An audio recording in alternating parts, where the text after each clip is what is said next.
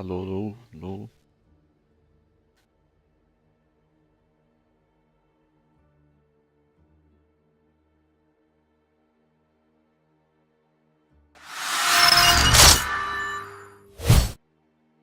Boa, família.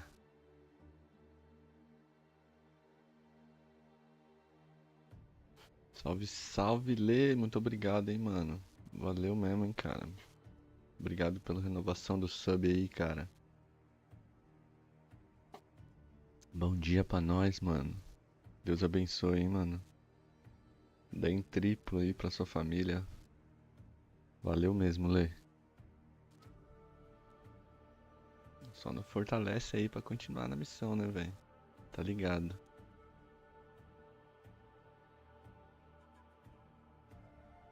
Bom, deixa eu fazer um teste aqui. Pop-up, eu tenho que pôr o chat em pop-up, senão não vai rolar aqui na live. Deixa eu ver.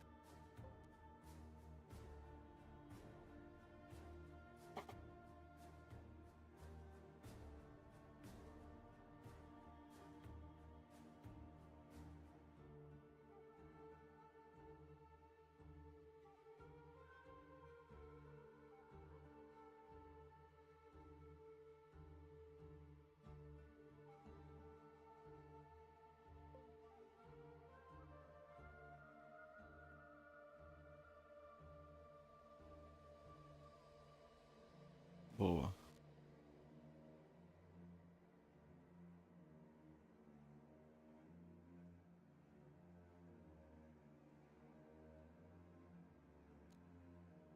Vou ver se eu pego o logo novo.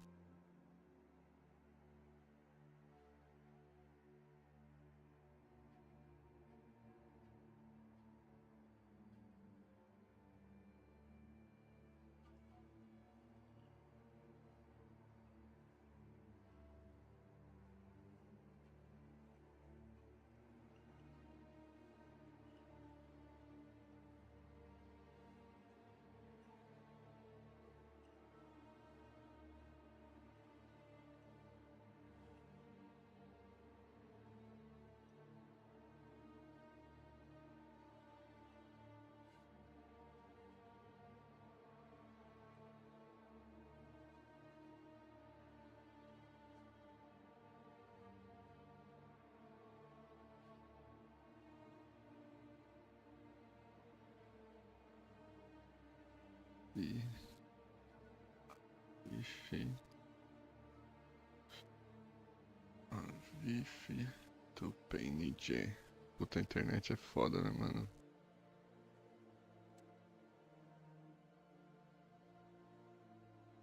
Bom que tem esse conversor tudo, cara. Já usa tudo na hora.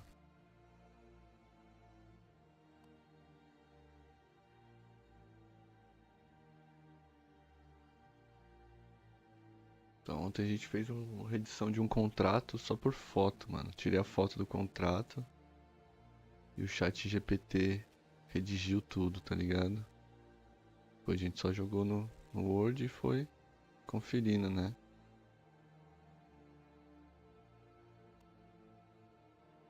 Tá muito mais fácil fazer as coisas, né, mano? Caraca, velho. Aí, agora sim.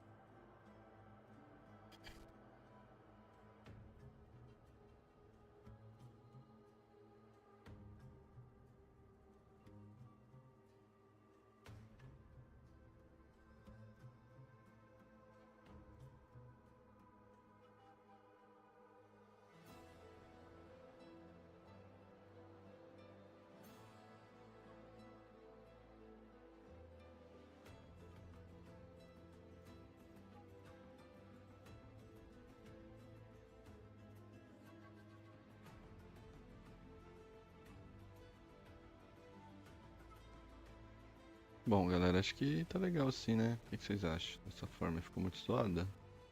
A gente ter esse bate-papo aqui agora. Ah não, o bate-papo tá aqui pra cima, né?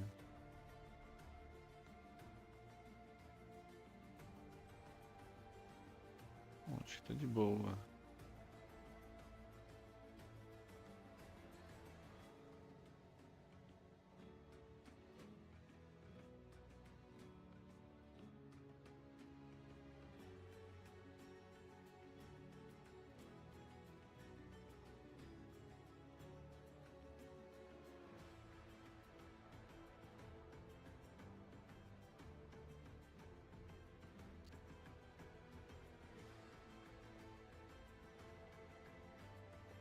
É,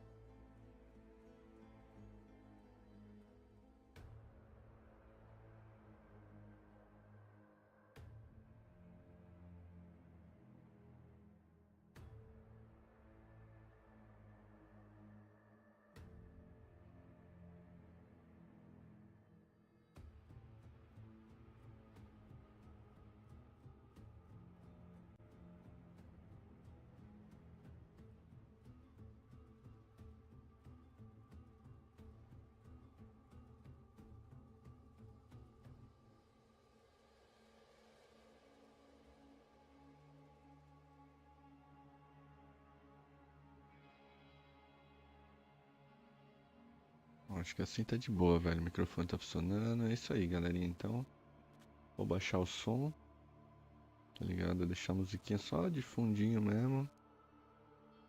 Hoje, pra gente poder assistir esse Campfire aqui, vou fazer um resumo aqui pra gente, né, hoje. Deixa eu pegar aqui o bloco de notas. E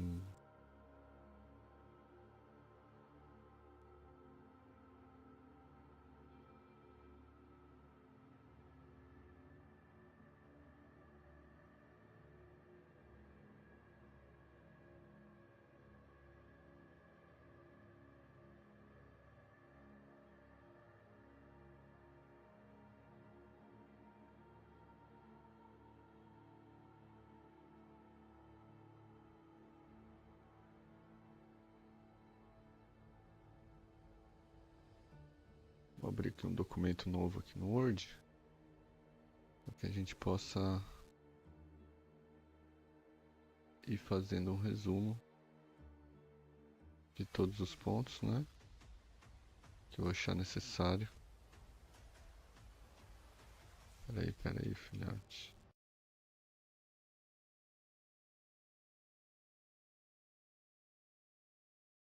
Deixa eu arrumar ele aqui num ponto que eu consiga ver o chat, consiga ver a live de boa.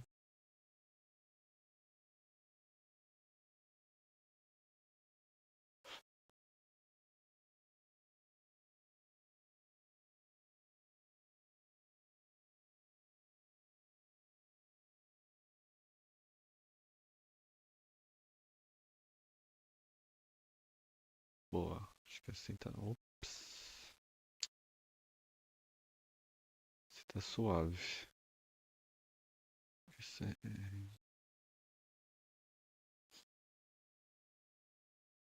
Bom, é isso, família. Então, um ótimo dia a todos. Bom dia a todo mundo que tá colando aí na live com nós hoje.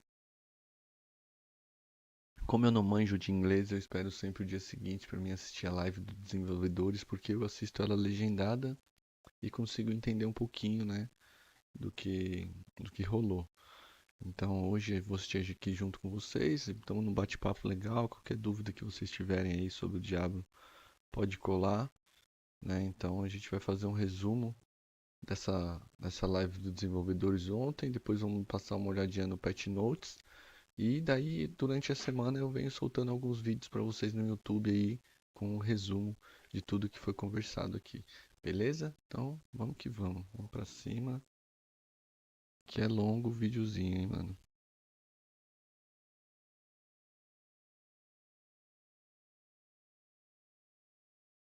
Se o áudio da música estiver muito alto, vocês me avisam que daí eu vou ajustando aqui, tá ligado? Tô abrindo aqui o Discord.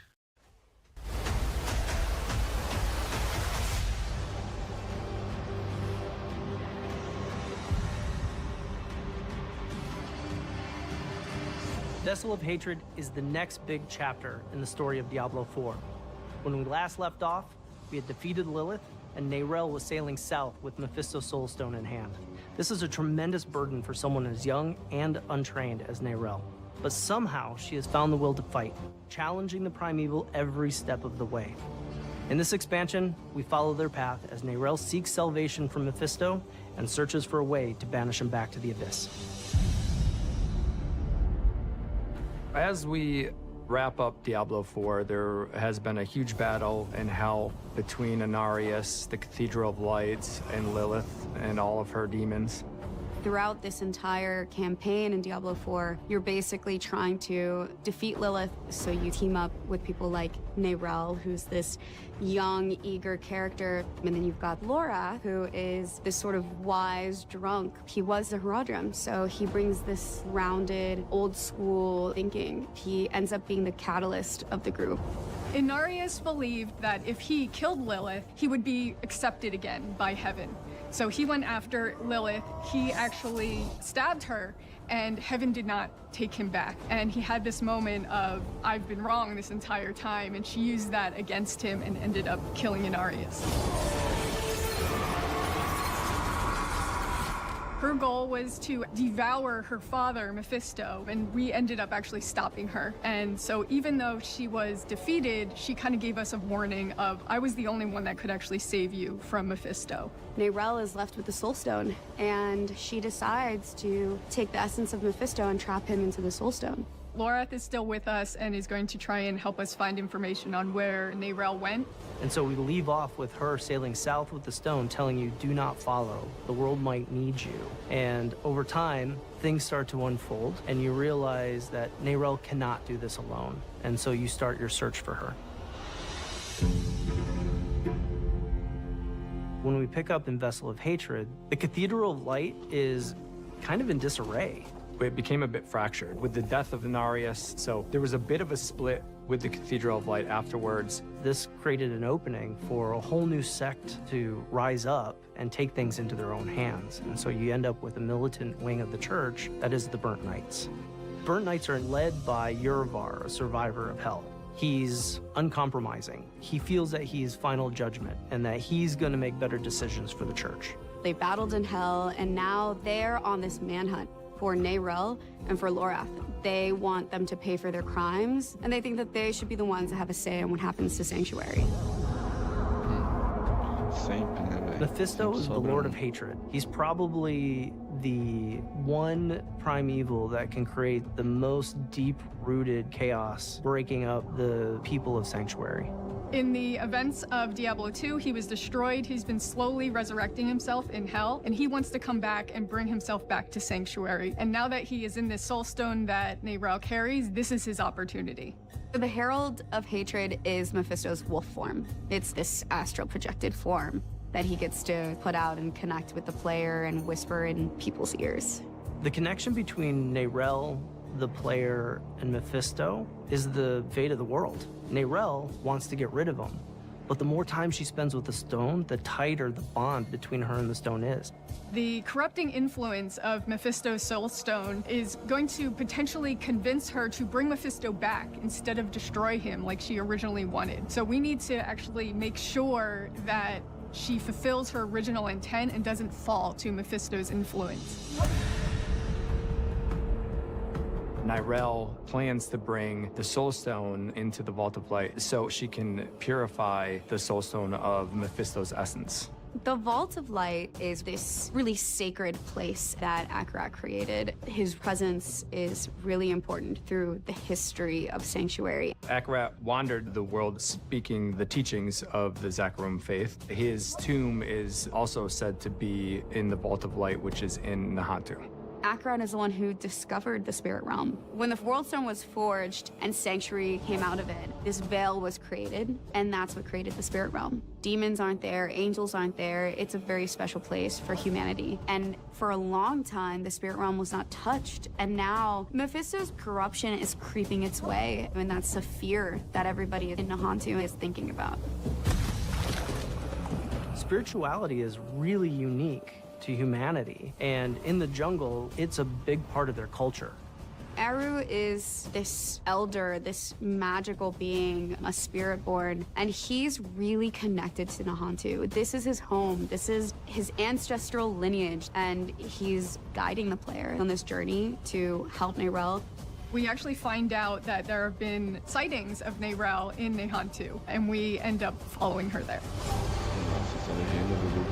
In Vessel of Hatred, this is a story about isolation. We start off with the concept that Neyrelle is trying to do this alone, but at some point you realize that things are escalating. And so we morph from this idea of isolation into the idea of being stronger together. For someone that has been through the journey that our Wanderer has, that Neyrelle has been through, you feel there's hope that Sanctuary is not going to be lost.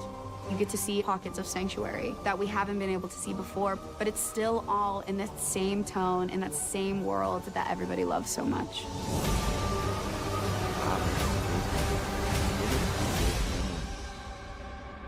Dia 7, galera. Dia 7, às 8 horas é a nossa deixa. Hello, Diablo 4 community. Welcome to another né? Diablo 4 developer update. This is a very special Diablo 4 developer update, as this is our pre-launch stream before Vessel of Hatred, which is actually going to be shipping here next week, which is crazy to think about. I'm joined here by Mr. Brent Gibson, game director for Diablo 4. I know before we have our big show, you wanted to talk a little bit about Vessel of Hatred and what's to come. Yeah, this is a really big week. The fact that we're finally on the doorstep of shipping Vessel of Hatred is a bit surreal. We've been working on it for a very long time. You know, over the course of the last 5 seasons, so much has changed. And we're excited to talk about some of those details today. Everything kicks off with our epic journey through Nahantu, where we're going to be telling the next chapter of Mephisto. And it doesn't really stop there. We haven't talked about it much yet, but we've actually created a custom quest at the end of the story that leads those players who haven't gotten to endgame will get to endgame. That's awesome. Along the way, you're also going to find brand new ways to play with Kuros Undercity. We talked about this time attack dungeon. That's super cool. We'll go into more detail on that today. We have our co-op PvE experience with the Dark Citadel.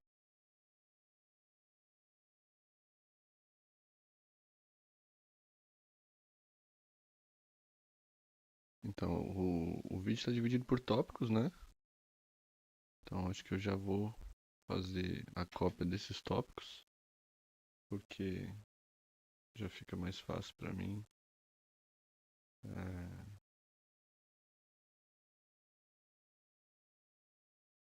Já vim fazendo um resumo relacionado a cada tópico, né?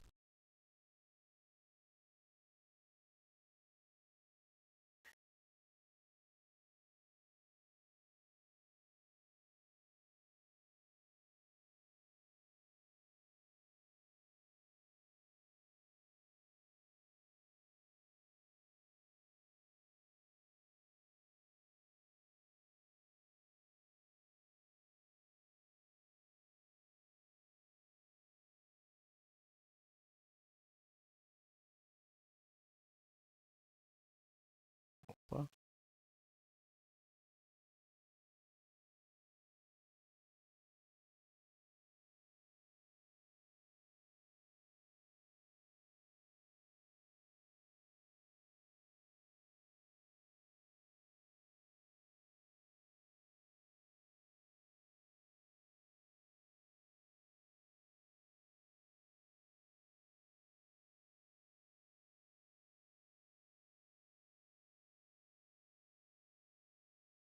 Muita coisa que foi falada do PTR, né? Que foi alterado, né? Então, vai vir, né?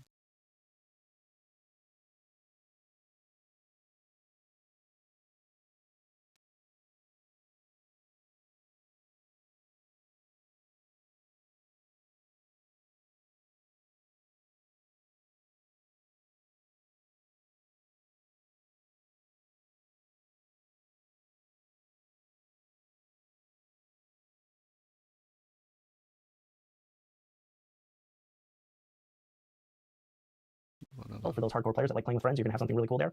And we also have brand new ways of gaining power. Whether you're hiring mercenaries and leveling them up, or finding our new powerful runes that create rune words to sock it into your gear, you're gonna have a lot more ways to actually alter the builds that you've been playing with all this time. So at the end of all this, we have the star of our show, our class that wants to go fast, the Spiritborn, which everybody got a sneak peek at that quite a while ago, and we have been polishing it and getting it ready to make sure that it's the most fun it can be at launch. Yeah, and it's great because like we're actually gonna be going through all these aspects today in the live stream with our kind of our subject matter experts across each of them. So I know, as we mentioned, next week the Vessel of Hatred will actually be shipping and be released to everyone. Right now the plan is for it to be out on October 8th, and that is still very much the plan. Still the plan. We actually did release a map earlier this week in our What You Need to Know blog that kind of pretty much contains exactly when each of the release dates are going to be, but players can actually end up doing early download right now on PC Battle.net. We do have early download coming up for console this weekend on the 5th, so there's a lot of stuff coming down the pipe, a lot of excitement going on. The other thing that we did talk about as well is Twitch drops. We do have a Twitch drops campaign that is actually... Isso aqui eu já tinha falado um pouquinho com vocês, né, do que ontem que vai rolar, vai ter o Twitch Drops, né, pra todo mundo que assistir, né, mano, o 3 horas, se eu não me engano, do live stream de Diablo, vai pegar um Twitch Drop. São umas skins dentro do jogo, né, mano? Pera aí, rapaziada.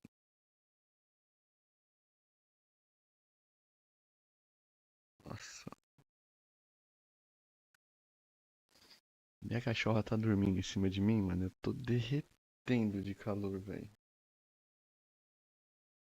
O pior é que eu não consigo nem tirar a jaqueta, porque ela tá em cima da jaqueta. Ah, acordou, né?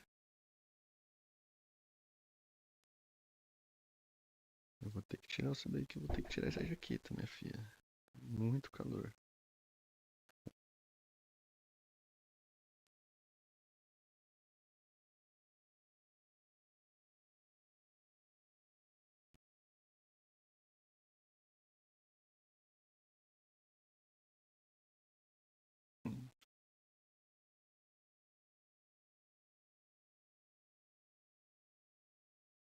starting at the launch of Vessel of Hatred. It's actually going to be starting on October 8th in Pacific time, so it's about like 12, 16 hours, somewhere around there afterwards. But there's some really cool back pieces, really cool weapons that you can earn, and it goes throughout the whole entire month of October through like that first early part of November. We also have a support a streamer program this time around, which is really cool because support a streamer actually really helps out some of the smaller streamers that are actually really wanting to, stream Diablo 4, which is really great. If you gift 2 subs for, or if you actually purchase 2 subs across any streamer that is streaming across Diablo 4 and has this enabled, you'll end up receiving the mount that we actually just showed right there. And then if you do an additional 2, you actually get the mount armor as well. So it's a really cool way of helping out some of the smaller and mid-sized streamers out there that really benefit from some of these programs. And it's great to see all these new faces as they actually jump into Vessel of Hatred. The next thing we do also want to talk about is a cool promotion that we're actually doing with Trolley here. Isso mesmo que eles falaram, né, mano? Isso aí, o Twitch Drop nada mais é do que uma ajuda para pequenos streamers, né? Porque além de você conseguir prender o seu público assistindo o seu conteúdo, onde eles vão pegar as skins durante o Twitch Drop, você também tem a possibilidade de ganhar alguns subs para que seja, para quem doar os subs também ganhar algumas skins, né? Então isso é uma forma de dar uma alavancada, né, nas lives da galera pequena, assim como nós, mano. Esperamos vocês por aqui todos os dias, transmitindo o Diablo na nova expansão, para que vocês possam ganhar os seus Twitch Drops aqui com a gente, né, mano? Então, infelizmente, pelo YouTube não rola isso aí pela Twitch. Nós fazemos lives simultâneas pelo Twitch e pelo YouTube, né? Então, quem for do YouTube e quiser ganhar essas skins, cola pela Twitch que lá vai rolar os drops, né? Here in the US, Trolley actually makes some candy. They're like sour bright crawlers and things like that. There's actually some really cool weapon skins available if you actually purchase Trolley specific products here in the US. We actually have them here on set, but you can see all the cool weapon skins. But if you actually purchase these, and you'll see that they're clearly marked with like Diablo 4, they got the Spiritborn on them. And you can actually end up taking a photo of your receipt, going to a specific site, and then you'll end up getting kind of the rewards in game. And you also have a chance of actually winning an Xbox too, which is really cool. So, and this is a cool promotion that I think Xbox is actually doing across multitudes of titles, including like World of Warcraft, for instance, because this was actually going on with the War Within here at Blizzard. So yeah, like if you're in the US, look for Trolley products. Thankfully, we have a whole bunch of bags here, so expect me to actually be eating these throughout the stream. As we've been like prepping for the stream, like this has been my whole entire diet. Actually, no, I've been eating normal food, but at the same time, this is like my kryptonite right here. So expect me to be eating these throughout the stream. It's my favorite stream because we have snacks now, so I'm like, this is perfect. This is perfect. But one thing again we wanted to mention, which is the release date. And I think we have a release date map here. So yeah, as you. Aí tá uma data de lançamento muito bacana a gente saber que a gente vai ter, né? Vamos pegar no dia 7 já pra gente conseguir jogar vai ser um pouquinho antes. Mas tá aí, a gente... 8 horas da noite no dia 7, já estaremos online aí, galera. Então, quem puder, né, vir com a gente e jogar desde o começo dessa temporada. Essa nova DLC, né, mano? Tudo, mano. Toda essa expansão, esse hype que tá vindo com a lore também, que é bem bacana, que eu vou fazer também a campanha, né? Direitinho, devagarzinho, assistindo todos os filmes. Que eu acho bem bacana isso também, né, mano? Porque quem gosta do jogo, gosta da história também. Então, por isso que todo mundo que chega novo perguntando, mano, o que eu faço? Tá, comecei no jogo ontem e tal. Mano, faça a história, se divirta ali na história, mano. Assiste as cutscenes, tá ligado? Assiste as cenas, assiste tudo ali pra você acompanhar a lore do jogo também. Que, porra, mano, o Diablo tá muito louco, mano. Muito louco mesmo, mano. As you guys can see, on October 7th in Irvine at 4 p.m. Pacific, or Pacific time, or California time, if you want to say it, is when the actual expansion is going to be launching. This is a global launch, so everyone is coming out at the same time. The world is round, so you can't get everyone in on October 8th, so that's why there's some in on October 7th, but we wanted to make sure that we could get as many people in on October 8th, and of course, a little earlier on October 7th, but everyone's coming out at the exact same time. So looking forward to everyone jumping in. We do have an action-packed show today, a lot of stuff to cover. We are going to be hitting up on the patch 2.0 PTR changes first. Is first up in the agenda. Because we have so many things to share, I will note this is our 20th live stream for Diablo 4 that we've ever done, which is really cool. This is also our first time we're actually streaming on TikTok.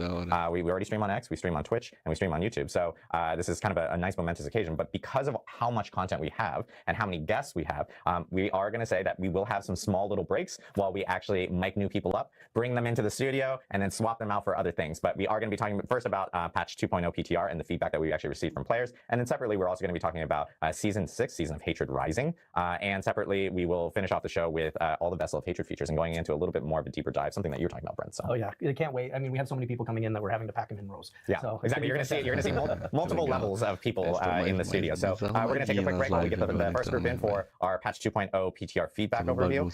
So we'll see you in a bit.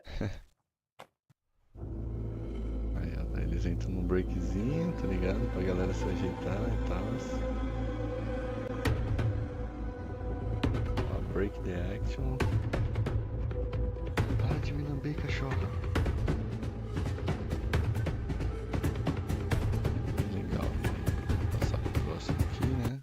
Awesome. I appreciate everyone bearing with us as we get people mic'd up. We're going to be doing this a couple times throughout this stream, but we're here to talk about the PTR learnings from patch 2.0 PTR, which we had earlier this month. Super beneficial. PTRs have been great for us since we started actually hosting them for Diablo 4. And of course, this one was a very, very big one because we have a lot of big changes coming with Vessel of Hatred in Season 6. But I know we want to jump straight into it. So, Aislinn, I know you're going to start us off and talk about some progression changes. Yes, I am. So, let's... Vai começar aqui, né? Sobre o que foi aprendido, né? Com o PTR. Yeah, like you said, let's jump. Oh, actually, before we do that, sorry. I just realized no one knows who we are. Oh, yeah. There we go. There. I was just like, wait a minute. Of course, we have some familiar faces, but if you guys want to do quick intros. Yeah, hi. I'm Colin. I'm a lead designer. Hey, I'm Aislinn. I'm a systems designer. Hi, I'm Charles. I'm a class designer. Hey, y'all. I'm Anthony. I'm an associate class designer. Awesome. Great. There we go. Now we got everyone settled. Os caras tudo design de classe. Aislinn, do you want to talk about some of the progression changes? Yes, absolutely. So, like you said, the PTR has been just fantastic for us. It's given us so much data, and the feedback you guys give is just pivotal to us launching in the state we want to see the game in. And, everyone wants to see the game in. And so, yeah, let's talk about it. Let's talk about some changes we've made. Olha, essa primeiro assunto que eles vão falar sobre as dificuldades, né? Sobre as diferenças de dificuldade.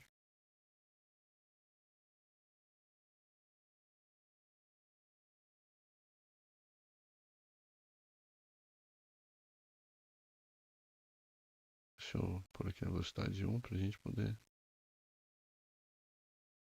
Made because of it. So first of all, monster intensity. Something we saw in the early game was people weren't noticing the changes in monster intensity because people were skipping through difficulties fairly quickly. And so we've decided to move monster intensity from scaling over normal, hard, expert, and penitent to scaling over torment 1 through 4. Because you're going to be progressing through torments a little bit slower, so you're going to be able to feel the intensity changes, I think, a little more potently. Yeah, there's a bit more jumps, right? Yeah.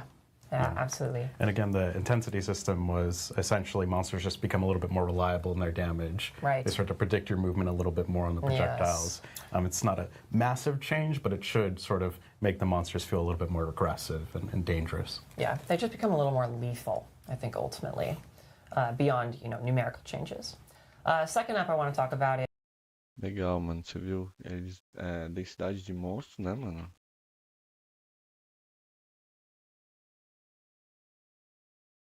Foi aumentada. Conforme sobe.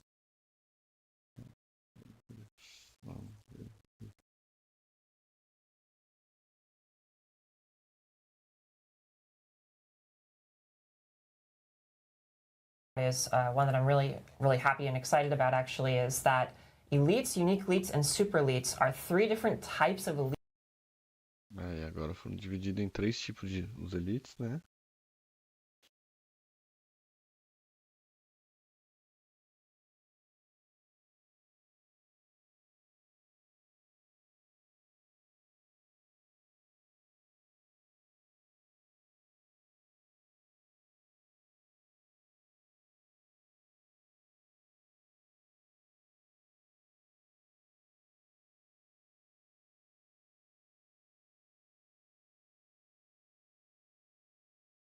Super elites. Elites you can actually fight, if you know that or not, that's the thing. And previously, they all did very different amounts of damage from one another.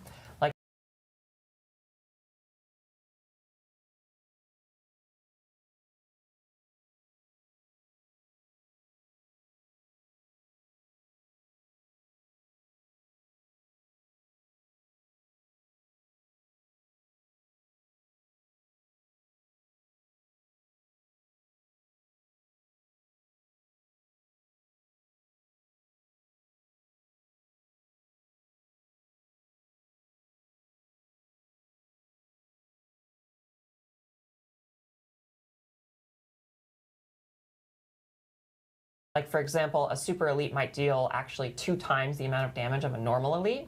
And what that was causing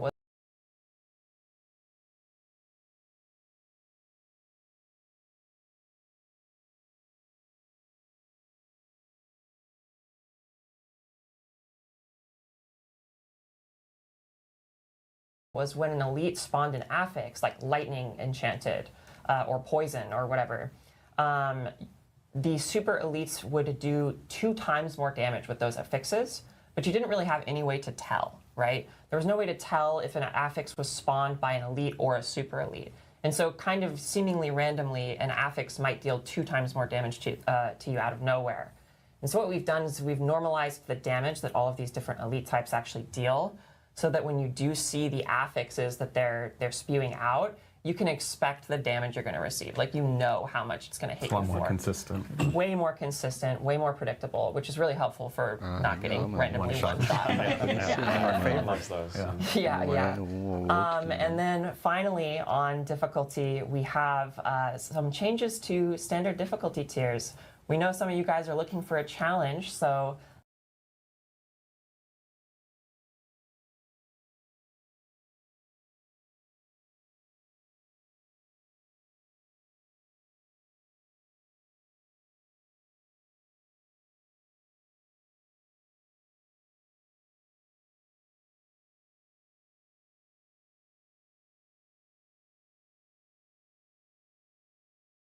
let's take a look at what a challenge looks like. All right, so we have a level 1 character here in Kyovashad going to the statue to change their difficulty. So what are they going to change it to? Well, before they could access hard, normal. Olha que legal, agora já vai estar disponível, né, pra gente ali a normal, hard, expert, penitente e tormento, né? Deixa eu marcar aqui. O que eu tenho que fazer aqui já tô fazendo como se fosse um roteiro também para mim gravar, poder gravar o vídeo mais tarde para vocês com um resumo tudo mastigado aí do que rolou, né?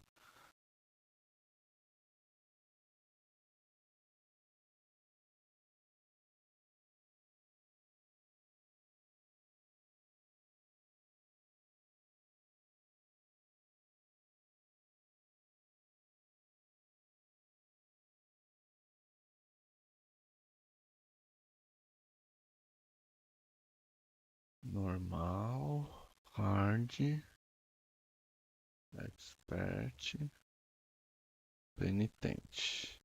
Essas são as dificuldades que já vão estar disponíveis para nós desde a dificuldade 1.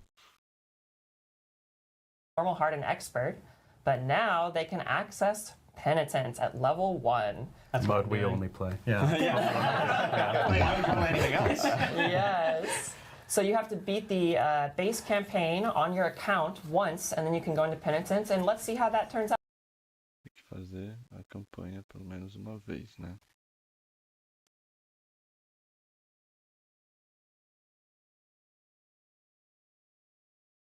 Fazer a campanha para poder liberar o dificuldade penitente, né? Que é a mais difícil. Out for this person.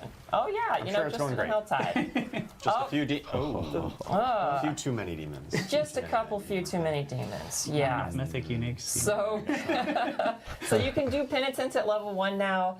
It's pretty hard, guys. So if you plan to go in at level 1, be prepared. But seriously, we know people really wanted to be able to push their builds as far as they could, as early as they could. Yeah. And now you can. So whenever you feel like you're ready for penitent, Muito legal isso.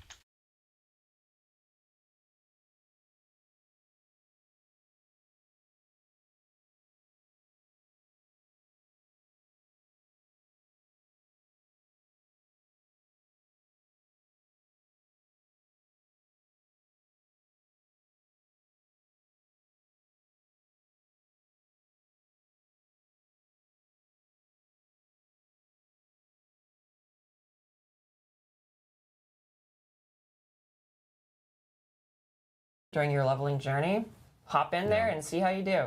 Yeah, I know that was like one of the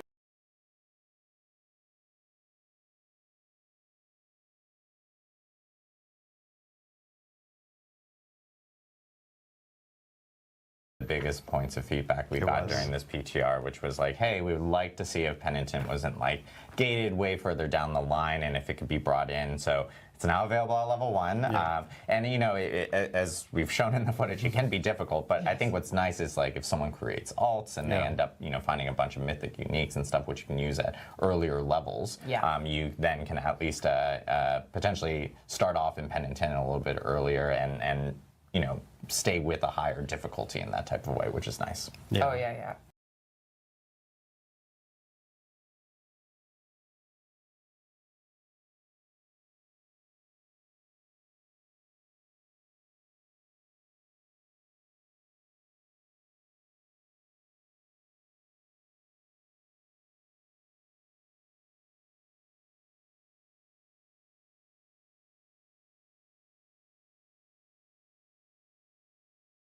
É isso aí, mano.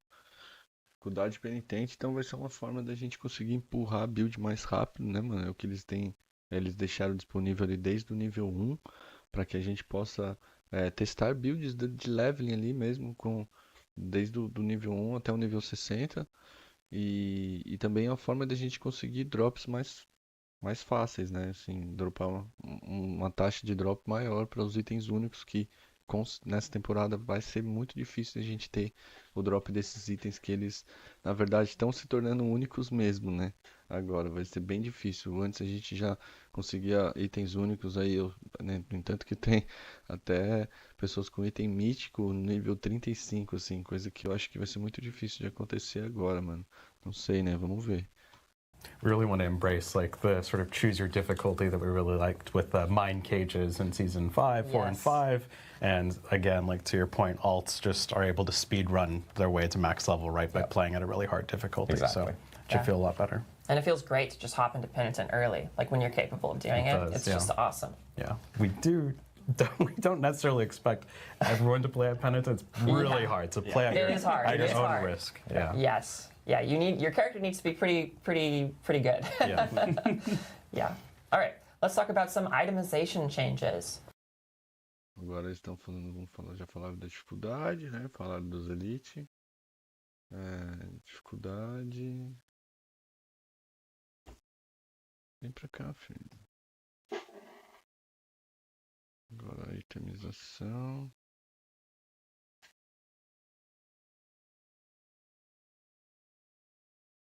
Agora a mudança da itemização.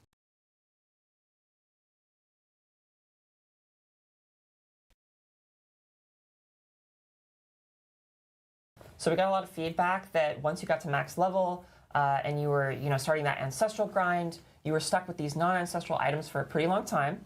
And we do like that, but we know that people want to see the journey for those non-ancestral items to be a little punchier.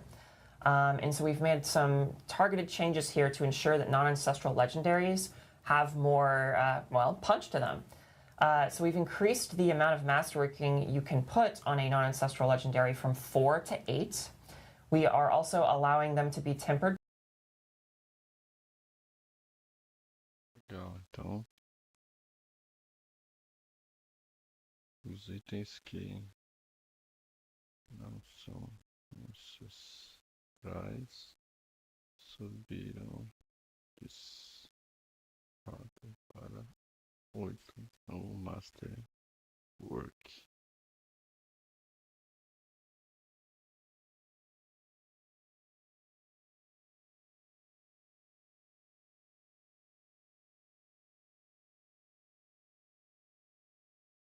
Será 2 tentativas.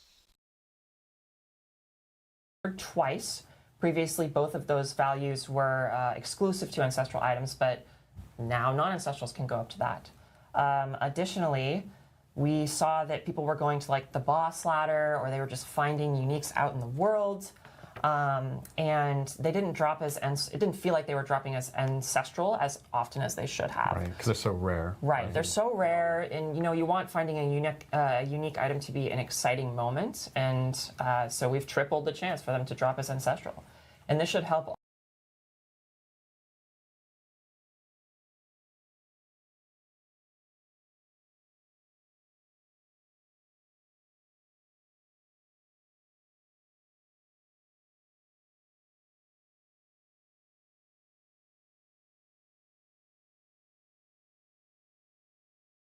Drop de itens.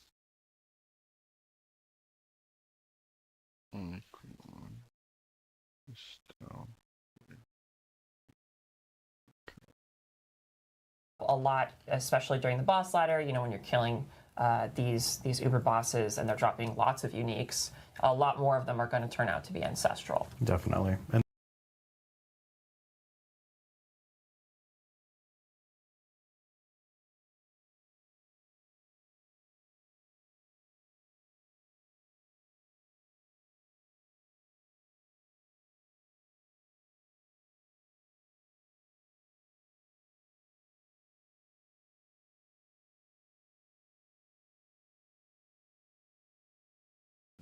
de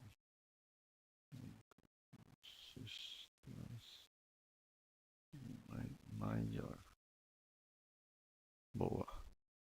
And this should mean that once you're starting in around level 60, you have a lot more progression on your equipment that sort of bridges the gap to ancestral. I also heard a lot of feedback that second tempered affix really is what enables your build to come online, and that's what we're trying to do with this system of ancestral, is that you can get your build online, but then there's still items that you can chase that just enhance that build. Right. And we saw that not having that second tempered affix and not having those 8 masterwork ranks really sort of hindered your ability to get that build online, to get into the fun and start blasting. Yeah, no, that's a great point, because we don't want you to feel like you have to find ancestrals for your build to function.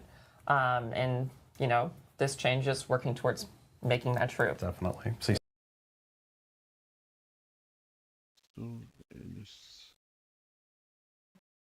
os devs querem que as builds fiquem funcionais mesmo sem itens ancestrais. You still have those items you can chase, but you can still get those endgame builds online pretty quickly. Yep, for sure. And finally, on itemization, we are adding some scrolls of restoration to the season journey. The scrolls of restoration. Porra, isso aí, hein, cara. Nossa. Olha aí, mano. Puta, isso aí que nós queríamos, hein, galera. Pergaminhos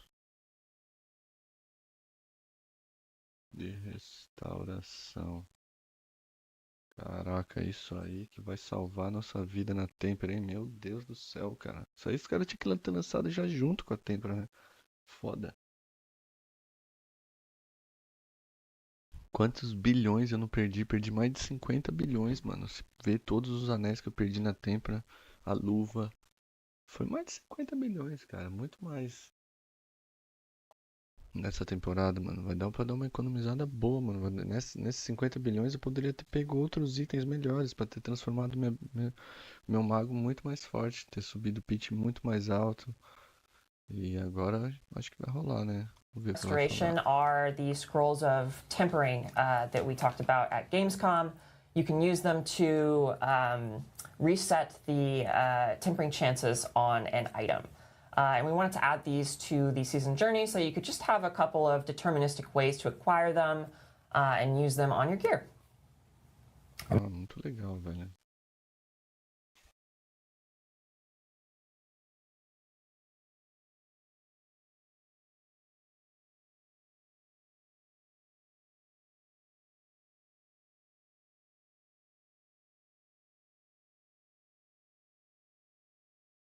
Não vai descer, o que você vai fazer? Vai descer? Não vai. Vai descer ou quer ficar? Você que sabe.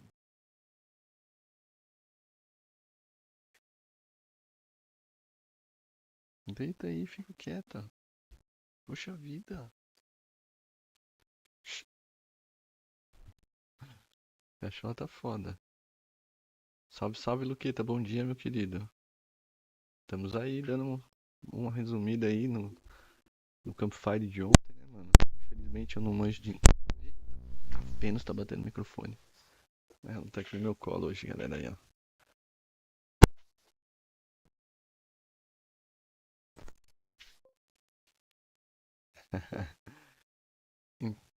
Duas só por YouTube, aleatória.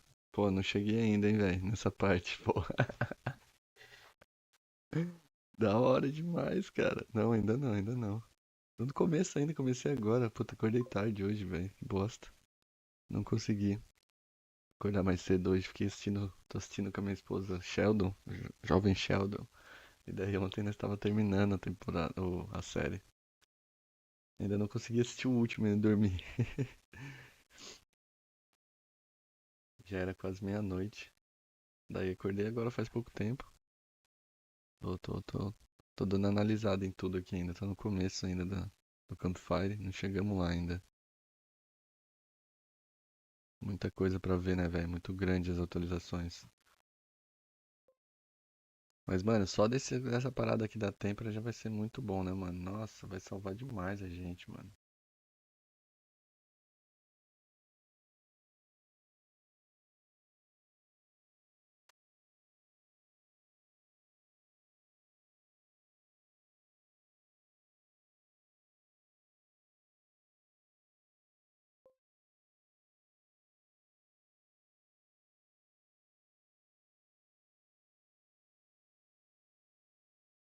É, vamos ver, né? And this, of course, is not the only place you can earn these scroll of restorations. No, You know, you can earn them throughout the world. There's a small drop chance, and we'll be actually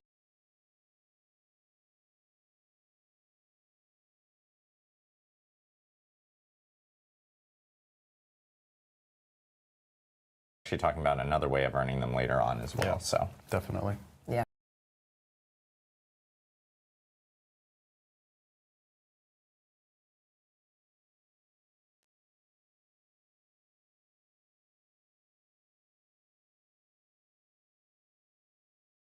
Yeah. So I think one thing that I'm excited about on the unique changes, if you equate greater affixes in Season 5 to Ancestral, you're actually going to have a higher chance to get an Ancestral unique compared to getting a greater affix on a unique than live, right? So it means that uniques are really exciting. You might actually get like the Staff of Endless Rage, for example. Maybe you're not playing a Fireball Sork, but now you're like, oh, well, I have an Ancestral version of this unique. That's huge. That's pretty good. Yeah, so it really like kind of gets you to experiment a little bit more, and we really like that aspect about those uniques sometimes being a lot more powerful. Yeah, no, we want that moment when you see a unique on the ground to be really fun and exciting, and seeing it drop as an ancestral with greater affixes is about as exciting as it gets for uniques. So that's pretty cool. All right, let's talk about some player power changes based on PT.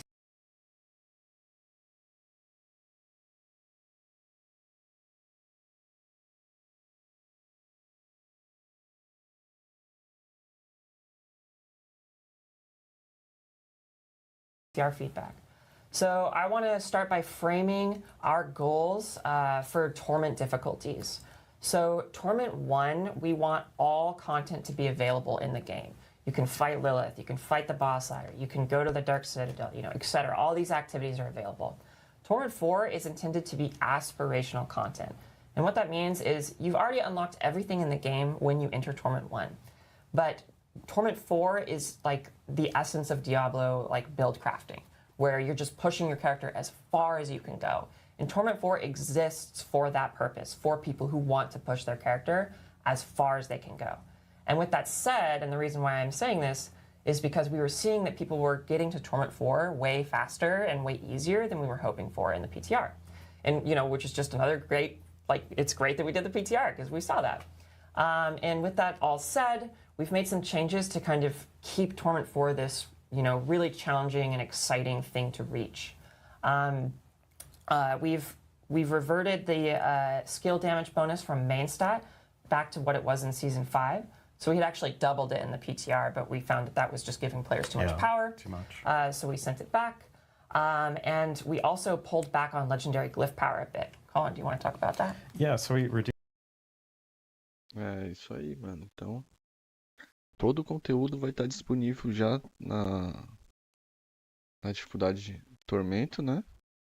Quando você chegar na Tormento 1, você já vai ter feito todo o seu conteúdo do jogo. Mas ele existe em Tormento 2, Tormento 3 e Tormento 4 para que você seja desafiado a empurrar com algum propósito sua build do seu personagem, né? Hoje a gente faz o pitch para a gente conseguir empurrar o nosso personagem para saber o quão forte ele tá, quão forte tá a build, quão forte tá os seus itens. Então hoje a gente faz isso dentro do pitch, né? Então quanto maior o nível de pitch que a gente faz, mais forte o nosso personagem se encontra, né? E agora a dificuldade Tormento 4 vai ser onde a gente vai poder desafiar mesmo todo o conteúdo do jogo com as nossas construções finais, né?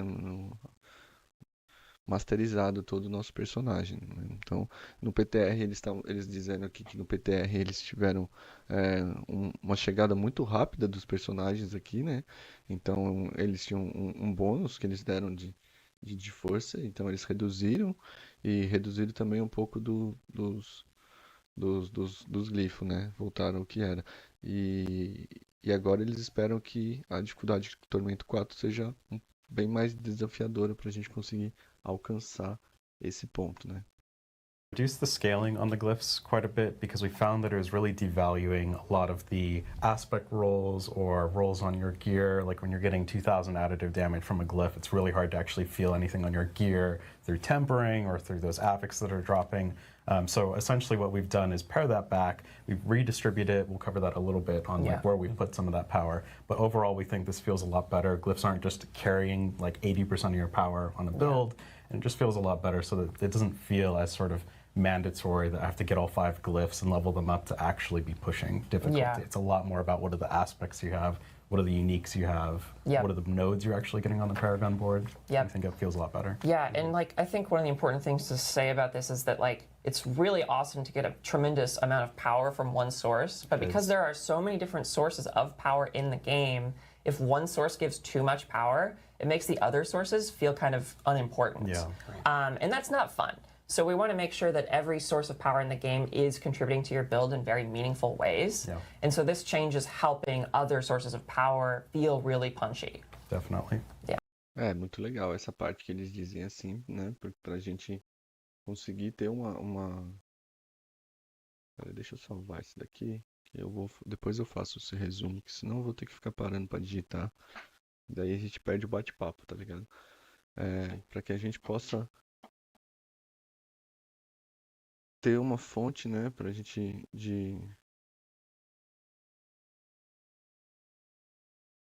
para a construção da build de vários lugares, né, mano? Não apenas só do glifo lendário, por exemplo, como estava acontecendo, um multiplicativo de 2000 ali de dano e tal. Então a construção fica muito mais difícil da gente criar, porque ela vai pegando um pouquinho de cada lugar, vai fazendo uns multiplicativos, tá ligado? Pra no final se somar todos esses multiplicativos e a gente ter a nossa build construída, né? Então, se por exemplo a gente pega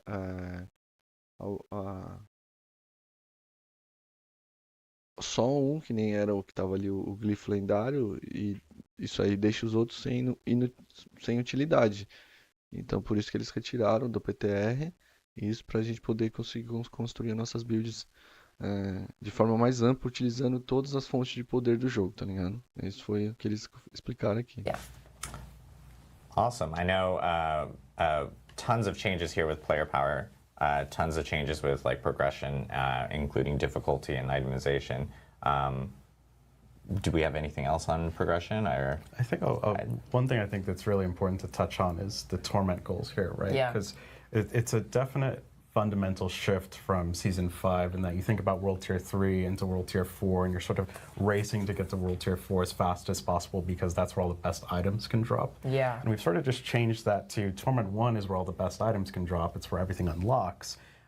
But essentially Torment 2, 3, and 4 increase the odds of those things happening. So it's just efficiency, right? Yep. We don't necessarily want to say you must get to Torment 4 to experience the game or to get the best drops in the game, Right. similar to World Tier 4 and Season 5. It's a very different feeling. So we're excited to see how that plays out, and we want to sort of see what you all think as well. Yeah, and just to reiterate, you know, all of the content, all of the best gear can be found in Torment 1. So if that's where your build feels most comfortable farming, that's great. You can still achieve all your goals. You can really max out your character there. It just, you get a reward for pushing this harder difficulty by more efficiency. Yeah, and that's like what affords Torment 4 the means to, or like the space to be really hard. Definitely. Is because you don't have to get there. And so it can be really, really challenging. And you know, some players really love that, and that's awesome. Definitely. awesome. Ah, legal, Well, I mano. know. Isso aí, ó. Eles dizendo mesmo que todos os itens, o que você pode dropar dentro do game vai ser dropado na dificuldade do Tormento 1, entendeu? Então, às vezes, velho, eu não tenho muito tempo pra ficar farmando, eu não tenho muito tempo pra maximizar meu personagem, eu tenho algumas horas do dia só de jogo, então você vai conseguir na Tormento 1 conseguir maximizar o seu personagem pra fazer todo o conteúdo do game. Mas daí se você tem, né, quer um conteúdo mais desafiador, você vai subir no Tormento 2, Tormento 3, Tormento 4. Mas não necessariamente como é hoje a gente chegar no World Tier 4, né, no World Tier 3 e depois no 4, para que a gente consiga os melhores itens, para que a gente consiga a melhor construção. Na Tormento 1 você já vai ter possibilidade de fazer tudo isso. Nas dificuldades superiores, só a sua taxa de drop vai ser um pouco mais elevada, porque o conteúdo muito mais difícil mesmo. Tá maluco, cachorro, tô na minha jaqueta, velho. Sai daí, sai daí. Sai daí, Deus. Nossa, cachorro forgada pra caralho, velho. Vem no colo. A jaqueta, velho.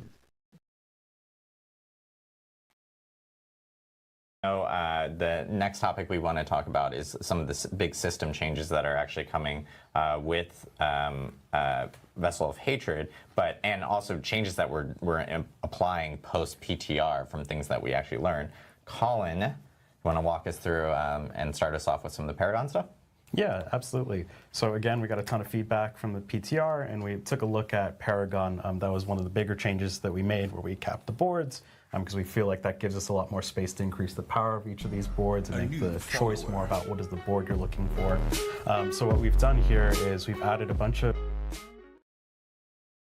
Muito obrigado pelo follow aí, Isa Bicalho. Tamo junto, seja bem-vindo à comunidade.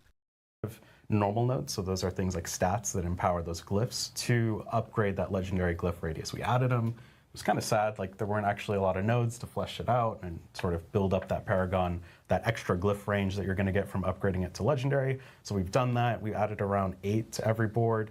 And then the starting board, I think we went to like 12 or something like that, just because, you know, the starting board should feel really good with that first glyph.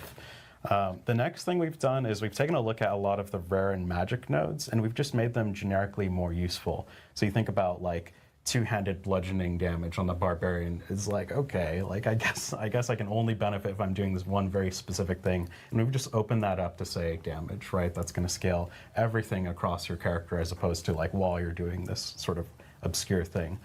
So we think that feels a lot better. We've also just sort of taken a look at what are the affixes we're giving, like fucking potion healing. Ele falou palavrão aqui, a legenda cortou, tá ligado?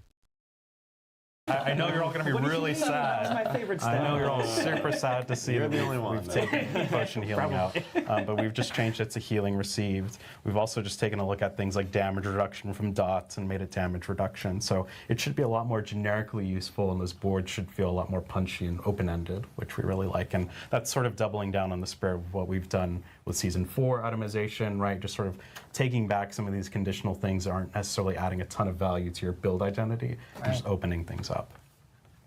And then the next thing we've done is we talked about redistributing some of the power on those glyphs, and we've taken a look at all of our nodes, all of magic and rare nodes, and we've just buffed all of them. So we've doubled all the additive bonuses on rare and magic nodes. We've increased the damage reduction values by about 1.5x, so they should feel a lot more chunky.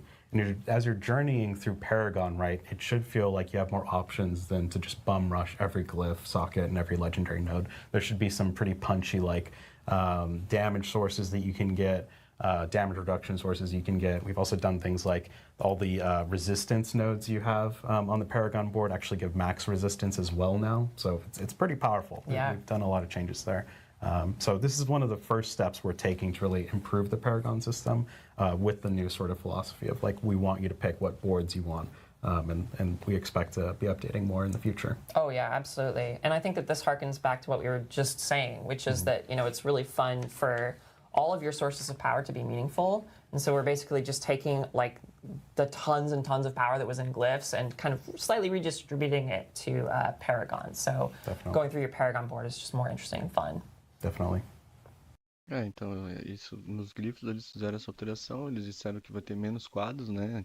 Tem algumas builds que a gente utiliza até 7 a 8 glifos, né? Então, 8 quadros, não sei, 5 até 7 quadros, e vai ser reduzido agora para 5. E os poderes dos glifos, né? Eles foram, como os glifos são muito poderosos, eles retiraram um pouco, distribuído mais em cada nódulo dentro dos quadros de Paragon, tá ligado? E os nódulos lendários, os nódulos raros e os azuis, eles multiplicaram seus afixos, né? Então, praticamente vai sair quase elas por elas, porque se eles reduzirem a quantidade de quadros que a gente pode ter, mas eles duplicaram os afixos dos quadros, então, tipo, vai cuidar quase na mesma. Cool. Next up, we Só got, não vai ter tanto quadro pra gente poder ampliar. Yeah, so if you remember, Infernal Hordes was under construction during the PTR as we were fitting in, like, how does this going to work with the greater equipment chest, turning it into ancestral items. And there are 3 things that we really wanted to tackle as a part of this release, right? Infernal Hordes is an eternal game mode, so we wanted to take the learnings we got from Season 5 and apply it to this next update. So one of the things we saw was that loot was just dominating the reward landscape here. Like getting 200 legendaries from one source of activity is cool for Season 5, and it's the brand new activity for Season 5. That's awesome, but we wanted to just readjust it, refit it back in. We still have the Codex of Power that lets you store all these legendary powers, so we felt like we wanted to take more of a quality over quantity approach here. And one of the things that was sort of frustrating about that quality miss was that you didn't really have a way to reliably target those unique items that were coming out of Infernal Hordes. If you think about it, you had to open a chest and just hope that you're going to get one of the unique items out of this chest. And that sort of led to a frustrating and tedious reward flow where you're just constantly opening up these 28th of chests over and over and over. I know I've spent, probably more time opening the material chest than actually... I mean, I think that's everyone's favorite pastime of just like running around the material chest. Like, pull down on the chest, like, oh my god, just give me my fucking shit. So it takes forever. So we've taken a look at, how we're going to actually deliver these keys. We've taken them out of the crafting system, but they're not too rare. They're just uncommonly found throughout the world. We want this to be like an oh shit moment when the key drops, just because you're going to get a ton of XP from killing the hordes, you're going to get a ton of materials and a ton of items as well. So we think that will make the keys feel a lot more interesting, and it's not going to bloat your inventory as much, and you really want to use them when you get them. So the next part here is, if we could go back to the slide, if we could go to Infernal Hordes. Infernal Hordes.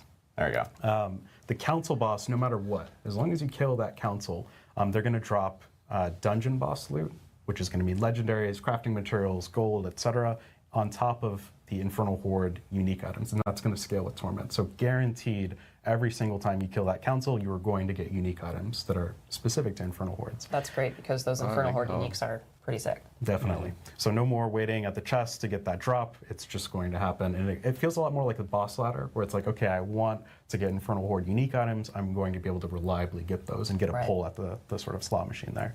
And then the next... muito legal isso aí, mano. Agora a gente tava mó trampo às vezes pra conseguir uma Umbracrux, né? Acho que é Umbracrux, que eu não lembro agora, do Renegado. Que daí só vinha da horda, né, mano? É muito difícil a taxa de drop. Agora, matando o boss, vai com certeza a gente ter esse drop dos itens únicos das hordas, né, mano? Então, ficou bem melhor, né, mano? Isso aí também. Next thing here is we've updated the chests, so the chests of greater equipment are going to drop the scrolls of restoration or retempering.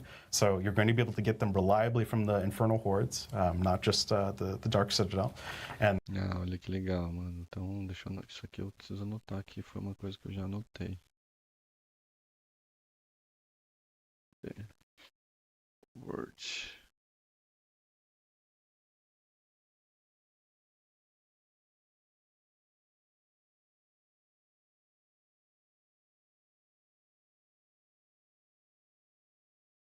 Então, o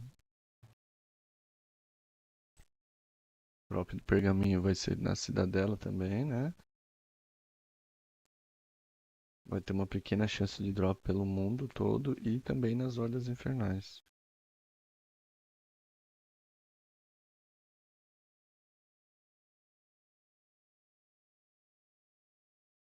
Vai ser raro esse pergaminho, vai ser raro, hein, mano. And that should feel pretty meaty and good. And then we've also guaranteed some amount of ancestral items from that greater equipment chest. And ancestral items are very much more coveted than just greater affix items. So that should feel pretty meaty. And then the chest of materials is now just going to convert all your Aether into materials. You don't have to like constantly open the chest. You turn it into a bunch of masterworking materials, gems. It should feel a lot more snappy and, you know, less time looting, more time playing. And the gold chest is the same. Yeah, because it's because you punch. Next up, I know we have the reward stuff. We kind of spoiled it. So we can just skip this because everyone's already so rewards, this is just a bunch of miscellaneous tuning and making the game feel better and more rewarding. Right? So we've significantly increased the ancestral drop rate from Nightmare Dungeons and Whispers. Thank you to the person who ran 1,000 Nightmare Dungeons. Oh my God. Definitely fixed the problem there, and that should feel a lot more rewarding. We've also added just experience to the Nightmare Dungeon completion, which just feels better as you're grinding that Paragon. Also, while you're leveling up, it's like a pretty good hit of XP. And then we've also done miscellaneous buffs to just miscellaneous things. So Hellborn will drop loot, Butcher is going to drop a guaranteed axe, I believe, a Butcher's axe.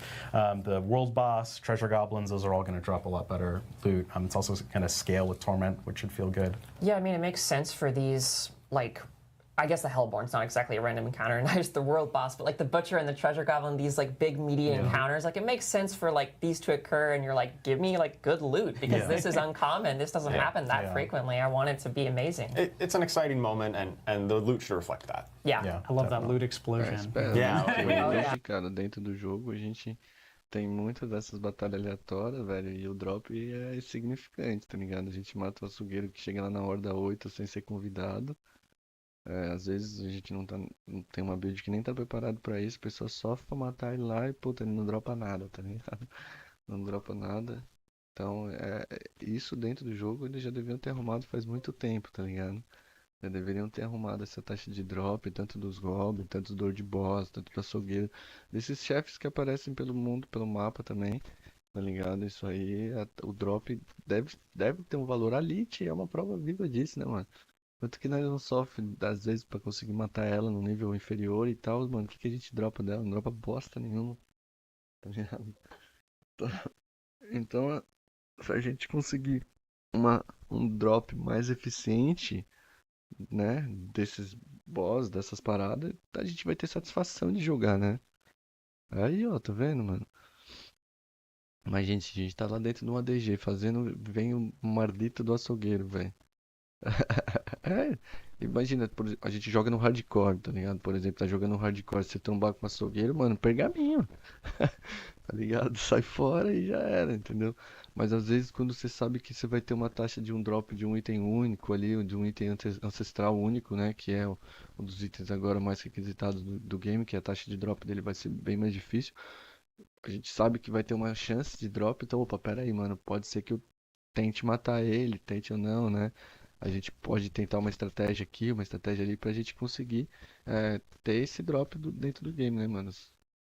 Treasure Goblin, yeah. Yeah. Nothing beats finding a treasure goblin at like level 5. Yeah. And just chasing it around using your like basic attack. Yeah, and it guarantee drops legendary no matter what level you are. So Yeah. it should feel pretty good. Legal, mano. The next thing here is we really love how players, or how you all have sort of embraced the Stronghold experience bonus.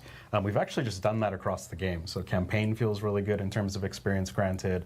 Side quests should feel really good, especially in Nahan 2. But what we saw with the Stronghold experience in the PTR is that 2 levels felt a little bit aggressive and like sort of forced you to do Strongholds over and over and over. We've just pared that back down to 1.25 levels, which is still really meaty. Like you're getting an entire level from doing these. Oh, yeah. It's really fulfilling what we had hoped Strongholds were going to provide, which is an alternative means to level. If you want to ride around the open world and do a bunch of Strongholds, that's absolutely a viable way to level up now. We think that like all the quest content in general just feels a lot better because we're a lot more generous there. The other change I'll note here is that a bulk of that experience is going to be. É isso aí, eles colocaram aqui, tá ligado? Que, por exemplo, eles tinham subido as fortalezas pra 2 níveis acima, né? No PTR e voltaram atrás porque a galera só tava fazendo fortaleza, tá ligado? E eles não querem isso, tá ligado? Eles querem que a galera tenha uma experiência de jogo no mapa por completo. Muitas pessoas que começam a jogar um jogo, por exemplo, no Diablo, assim, porque tá no hype, eu percebi isso, tá ligado? Quando a gente tá assistindo vários outros streamers iniciantes, assim, que nunca jogaram o game, assim, eles estão jogando o jogo pelo mapa, eles estão upando em todos os conteúdos, eles estão fazendo fortaleza, eles estão fazendo legião, eles estão fazendo masmorra ali, sem ser a do pesadelo mesmo, as masmorras normais, né? Então eles estão jogando o jogo de uma forma completa de todo esse conteúdo, sem saber, sem aquela correria nossa de cracudo, né? De tipo, eu preciso subir nível sempre no dia 1 e começar a farmar isso, e sabe, aqueles pontos específicos onde a gente vai atrás para evolução do nosso personagem. Então, assim, eles querem um jogo casual, onde as pessoas que estão entrando, né, no game agora consiga se utilizar de todas as formas de se upar dentro do mapa e que seja eficiente em todas as formas. Então eles estão transformando a vida do jogo melhor para todo mundo que joga, tanto para aquelas pessoas que jogam tryhard, quanto os iniciantes que nunca jogaram o game. Então eles, por exemplo, com essa alteração que eles fizeram de 2 níveis na fortaleza, mano, tava a galera só fazendo fortaleza. Então daí agora eles voltaram um pouquinho para que a gente possa fazer todo outro conteúdo da mesma maneira, tá ligado? Be from killing the boss, and it's a first time reward. So that means you're not going to be able to sort of, cheese running strongholds over and over and over. Thank you, Rax, for showing that with your friends from your. Ele tá falando que, por exemplo, que nem o Rax, ele tava fazendo o boss, fortaleza e boss, porque o drop tava muito bom, mas agora só vai ser a primeira vez que você matar, tá ligado? Que você vai ter o drop. From your chat that did that in 20 minutes. We most definitely watched. Hey, it was a good video. I mean, in all fairness. Cool. And then the next one here is we heard a ton of feedback. Conteúdo pro Diablo, tá ligado? O cara consegue mostrar as paradas. O streamer é foda, mano. O Hacks é foda, tá ligado? O cara tem um conteúdo assim bem explicativo sobre o game. E através do vídeo deles, eles conseguiram ver. E essa pode-se dizer como uma falha deles no desenvolvimento, onde poderia fazer repetidamente os chefes das fortalezas e o drop estava muito alto, tá ligado? Então, através do vídeo que o Hacks mostrou, eles fizeram a correção. Imagina chegar num ponto desse, você gerar um conteúdo para sua comunidade e ter alteração do jogo baseado naquele vídeo que você gerou. Pá, mano, deve ter satisfação melhor para streamer e gerador de conteúdo disso. Salve, salve, Felipe. Bom dia, irmão. Xará. Tamo junto. that rare and magic items just felt like they're adding a lot of noise to Torment. We're dropping a lot more of them. Now they just get auto-salvaged in Torment. Hooray. So, get them out of here. Yeah, get them out. And then the next one is just a nice quality of life. The Paragon glyphs now drop from the pit. So when you're doing a bunch of pit runs, you're also going to be getting glyphs. Muito bom isso, mano. Derrubar os glifos dentro do pit, mano. Às vezes tá correndo ali dentro e já tá derrubando. Means you don't really have to like go out and do other things if you have a bunch of keys for the pit. Yeah, I mean that's really nice too because theoretically you could enter the pit and not actually have a glyph, but now you will. So you can find one and level up if that's what happens. Awesome, and I know last but not least we have kind of itemization and craft. This is some big stuff here that I know will excite players for sure. Yeah. Na verdade é um outro jogo também, né, Felipe? A gente buscando por todas essas alterações que está sendo feita dentro do game, é um novo jogo, cara. É um novo jogo porque mudou a itemização, mudou dificuldade, mudou progressão, mudou conteúdo, mudou... Mano, é o novo Diablo, é 2.0, tá ligado? Peraí que eu vou pegar mais um cafezinho, galera.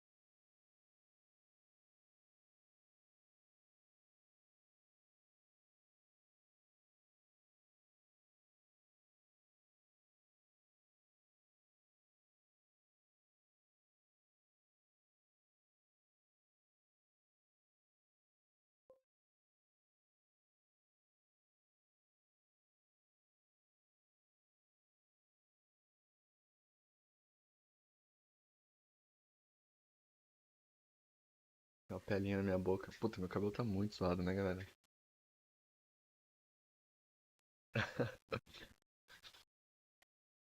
Querendo raspar, mas tá foda. Não consegui ir lá na praça ainda pra raspar. Bom dia, Schneider. Mano, tá muito quente aqui, cara. Muito quente. Você não tá ligado? Deixa eu ver quantos graus tá aqui, velho. Tá muito quente.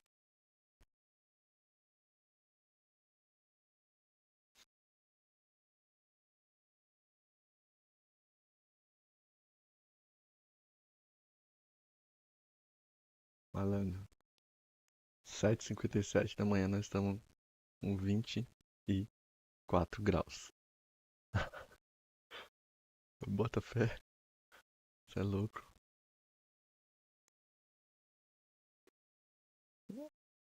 Esquentei demais, caralho.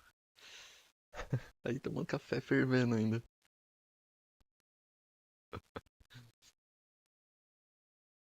Bom, vamos ver onde que nós estava aqui, né?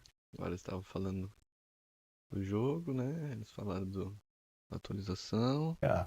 So one of the things we've heard a ton from the player base and you all is that I wish I could make a mythic unique deterministically. If I do everything. Eu não vi o patch ainda, tá ligado? Eu tô vendo o vídeo aqui porque como eu não manjo de inglês, mano, não adianta nada eu acompanhar ao vivo com vocês o bagulho, tá ligado? Porque eu não vou conseguir traduzir, mano, tá ligado? Se eu assistir sozinho, quietinho, eu consigo, às vezes, até ele desenrolar um entendimento, mas assim, em live, trocando ideia e tal. Então eu sempre, quando eu vou fazer um resumo, eu assisto no dia seguinte, que já tá legendado, tá ligado? E a gente pode trocar uma ideia sobre o que tá acontecendo, porque daí eu consigo entender o que os caras estão falando, né? Quem sabe um dia eu não desenrolo o inglês, a gente faz ao vivo isso aí, daí no dia seguinte eu já faço o patch notes.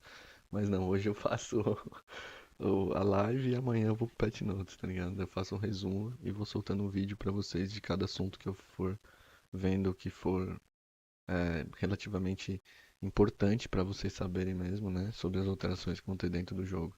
Porque tem muita gente que tá entrando hoje, mano. Tem muita gente que tá entrando esse mês na primeira temporada, nunca jogou Diablo, nunca jogou RPG e tá entrando agora, tá ligado? Então pra ela, mano, é normal, é um jogo que tá começando agora. Mas pra gente que já vem jogando desde o seu lançamento, a gente passou por muitas mudanças. Então, tem muita gente que precisa saber, né? Que não tem tempo, não tem muita base de estudo, de ficar correndo atrás das informações. Então, a gente dá essa mastigada e vamos soltando conteúdo aí durante toda essa semana pra vocês aí que tem esse interesse em buscar as informações de alteração. Mas a pessoa que nunca jogou o game que tá começando agora, velho, vai pegar um jogo muito bom, muito bom do que foi lá no seu lançamento lá atrás. Nossa, o jogo tava zoado. Nem eu entendo nada. Mas devagar você vai entendendo. Eu também não entendia nada, mano. Eu já achava que eu jogo Diablo desde o 1, velho. Eu sou tiozão já, mano. Tenho 38 anos. E eu achava que eu jogava, mano, tá ligado? Mas eu só. Quando via verdinho lá, eu trocava o item e tal. Não sabia como funcionava os multiplicativos, não sabia como funcionava a sinergia e tudo mais, mano.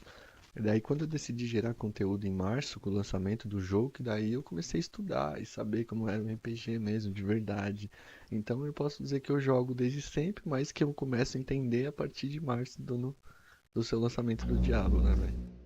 Ô, salve. Muito obrigado pelo follow. E agora que chegou o alerta, hein, mano. Esse alerta do YouTube é muito delay, velho.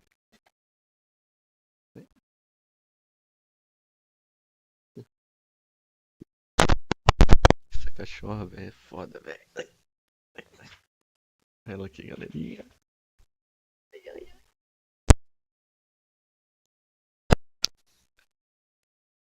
Ela dorme no meu colo todo dia de manhã.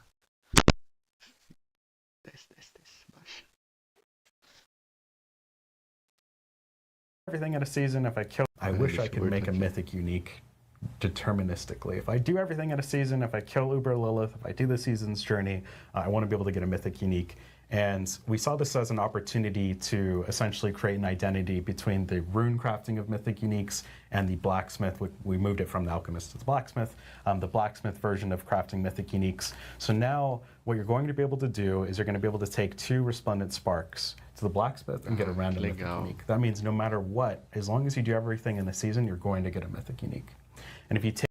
Que legal, mano. Olha aí o que o Luqueta tava falando, né? É isso aí, Luqueta. E agora a gente vai conseguir fazer os nossos itens. A gente com certeza terá. É isso que eles mudaram por isso, para que você tenha certeza de você ter um item mítico único, né? Quando você termina o seu conteúdo do game. Então, você matando a Lilith, você terminando a sua jornada de temporada, você vai obter o item mítico, né? Então, foi muito legal essa alteração, porque às vezes muitos jogadores casuais, como eu estava dizendo antes, né? Não tem essa oportunidade de ficar farmando, até conseguir pegar 4 Sparks para conseguir criar um item. Então, agora, você só de matar a Lilith e de conseguir e de fazer a jornada de temporada, você vai conseguir 2 Sparks e já conseguir construir o seu item mítico. Muito legal essa alteração. Muito bom pra gente, né? Porque nem eu criei foram 22 chacos, né? Então essa chance agora pode ser dobrada, porque usava 4, né? Agora vai usar 2, então poderia ter criado 44 chacos. E, né, a chance de vir um item com GA onde a gente determina vai ser muito maior, né? Pra gente que farma tryhard. E a gente quebra um, tem só mais um pra gente conseguir fazer outro, né? Então, aí antes a gente precisava de... Quando a gente chegava num item final, a gente não tinha mais Sparks, a gente só ficava com uma Spark. A gente precisaria de mais 3 pra construir um item. Agora a gente só precisa de mais um, tá ligado? Então vai ser um farm assim mais rápido pra gente chegar naqueles míticos com GA. Vai ser bom pra nós, mano. Muito bom isso aí. Take those resplendent sparks and you decide, I really want a specific mythic unique. You'll be able to take a set of runes and actually pick which one. Right. And what that does is the runes are a lot more flexible. They can be traded. You can also get some incremental progress, right? Because they drop a lot more frequently than mythic unique or sparks in general. So what this means is you now have 2 really clear means to sort of target mythic uniques, and you now have a guaranteed way to make a mythic unique at the end of a season, which we think will feel really good. Something that's kind of cool about that is that it gives runes this like intrinsic trade value, which I kind of love. Yeah. Like they have this big purpose towards crafting one of the best items in the game, which is really cool. Yeah. I finally can get my Starless. As runas que eles estão falando, será que são as runas... eles estão falando dos Spark, ou será que eles estão falando que a runa também vai ser utilizada para a criação do item?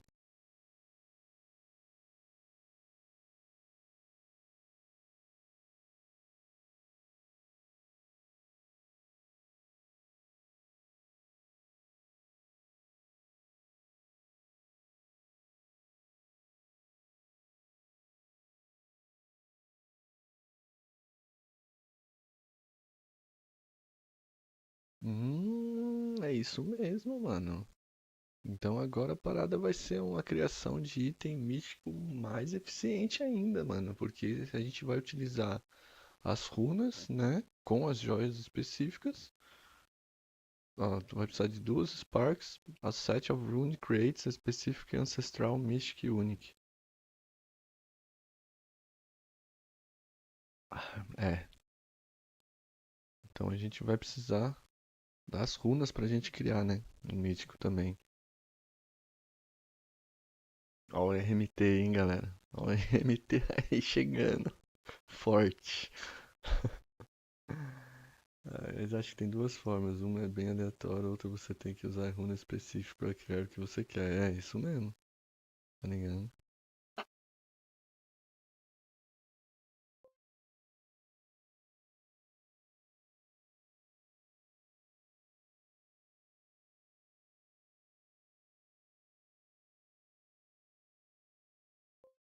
O bom é que agora ficou tudo no ferreiro, né? Ficou no blacksmith, mano. Isso também, nossa. Né? Precisava ir lá na poção. O cara da poção fazer item, mano. Não tinha nada a ver isso, né, velho? Porra, velho. Criação de craft de itens no cara da poção, mano. Vai mesmo, velho. A RMT vai ser nervoso, hein, Felipe, disso aí. Certeza, mano. Will feel really good. Something that's kind of cool about that is that it gives runes this like intrinsic trade value, which I kind of love. Yeah. Like they have this big purpose towards crafting one of the best items in the game, which is really cool. Yeah. I finally can get my Starless Skies. Yeah. Cool. And then the next one here is you're going to be getting a lot of salvage in Torment, because everything's getting auto-salvaged. So we figured, you know what, we should probably give you some purpose and value to that salvage. And now you can take it to the blacksmith and forge random legendary equipment at the blacksmith. Yeah, this is huge. I love this change. And it also has a chance to be unique or mythic and sometimes ancestral. So it's definitely a great place to dump all that salvage, excess salvage that you have. And then the next one here is more just sort of a quality of life and nicety. We added runes and we're putting way more sockets on gear. Salvage será, né, mano? Eu não lembro que item que é esse aqui. Alguém sabe dizer, mano? Que item que é esse salvage aqui?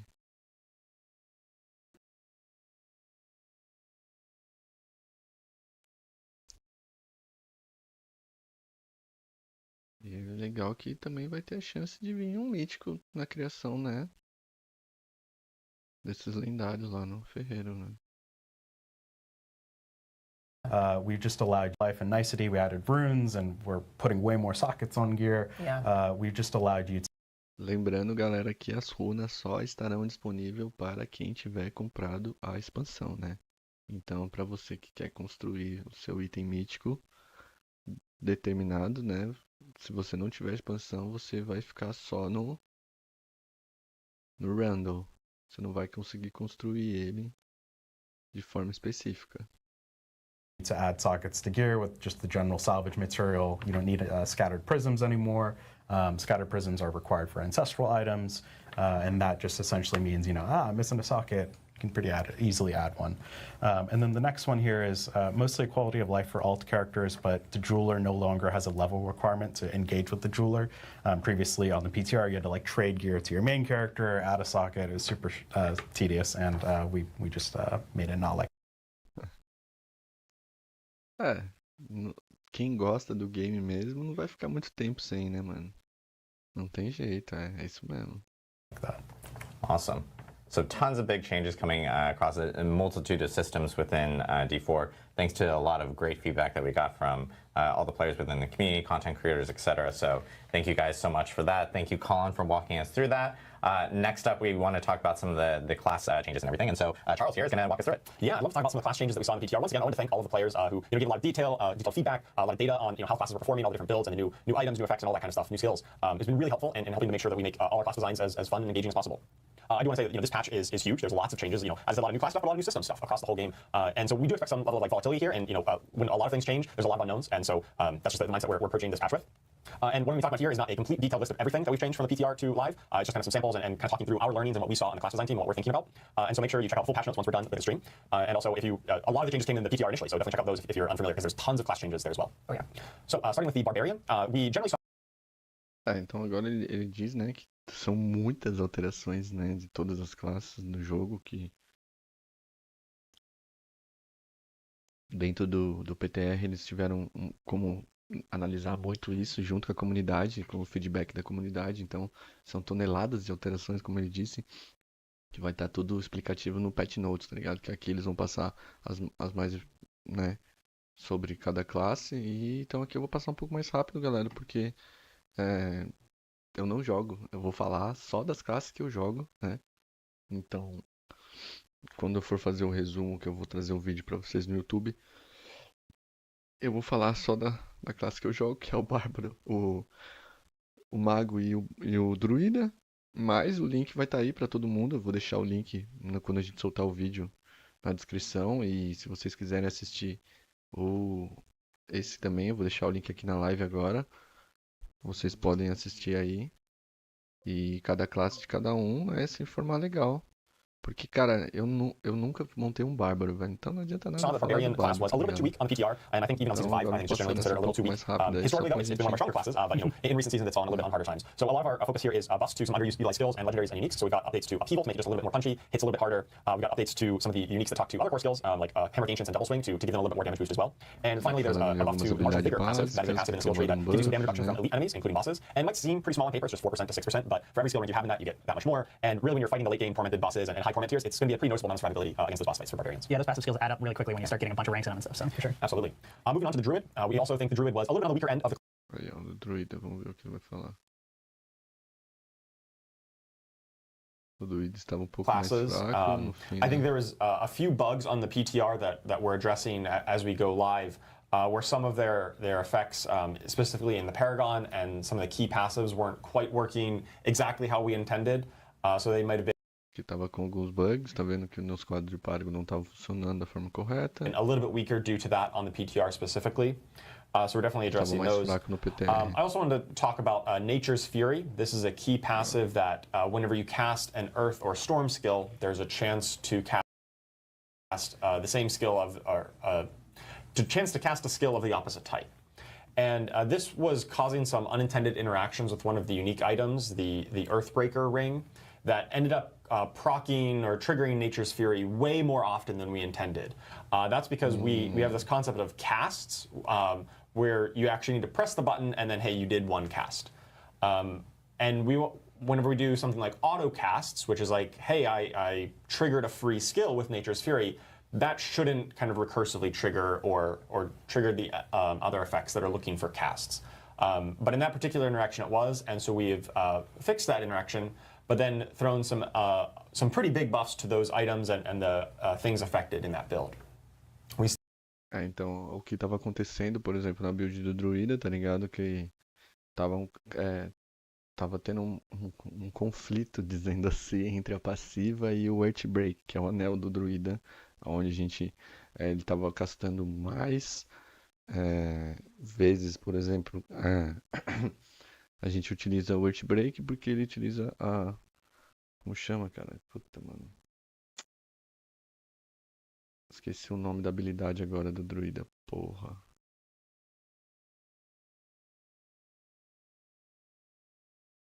Still expect those kind of things, especially land.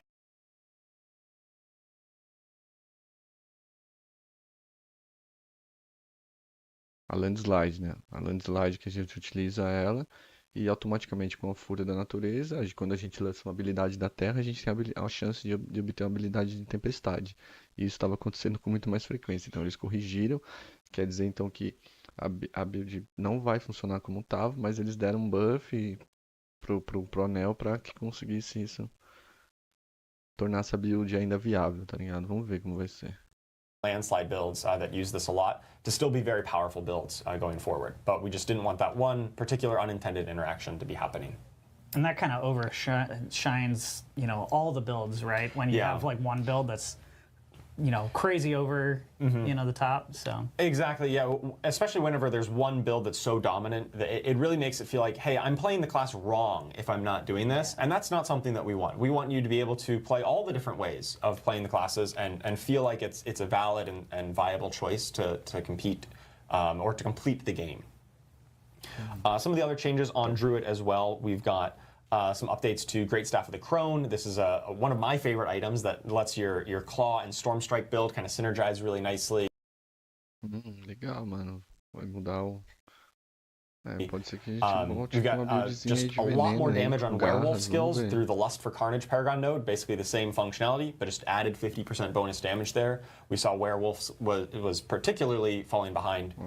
And an update to the Untamed Legendary Paragon node. This is the new one that talks to companion skills.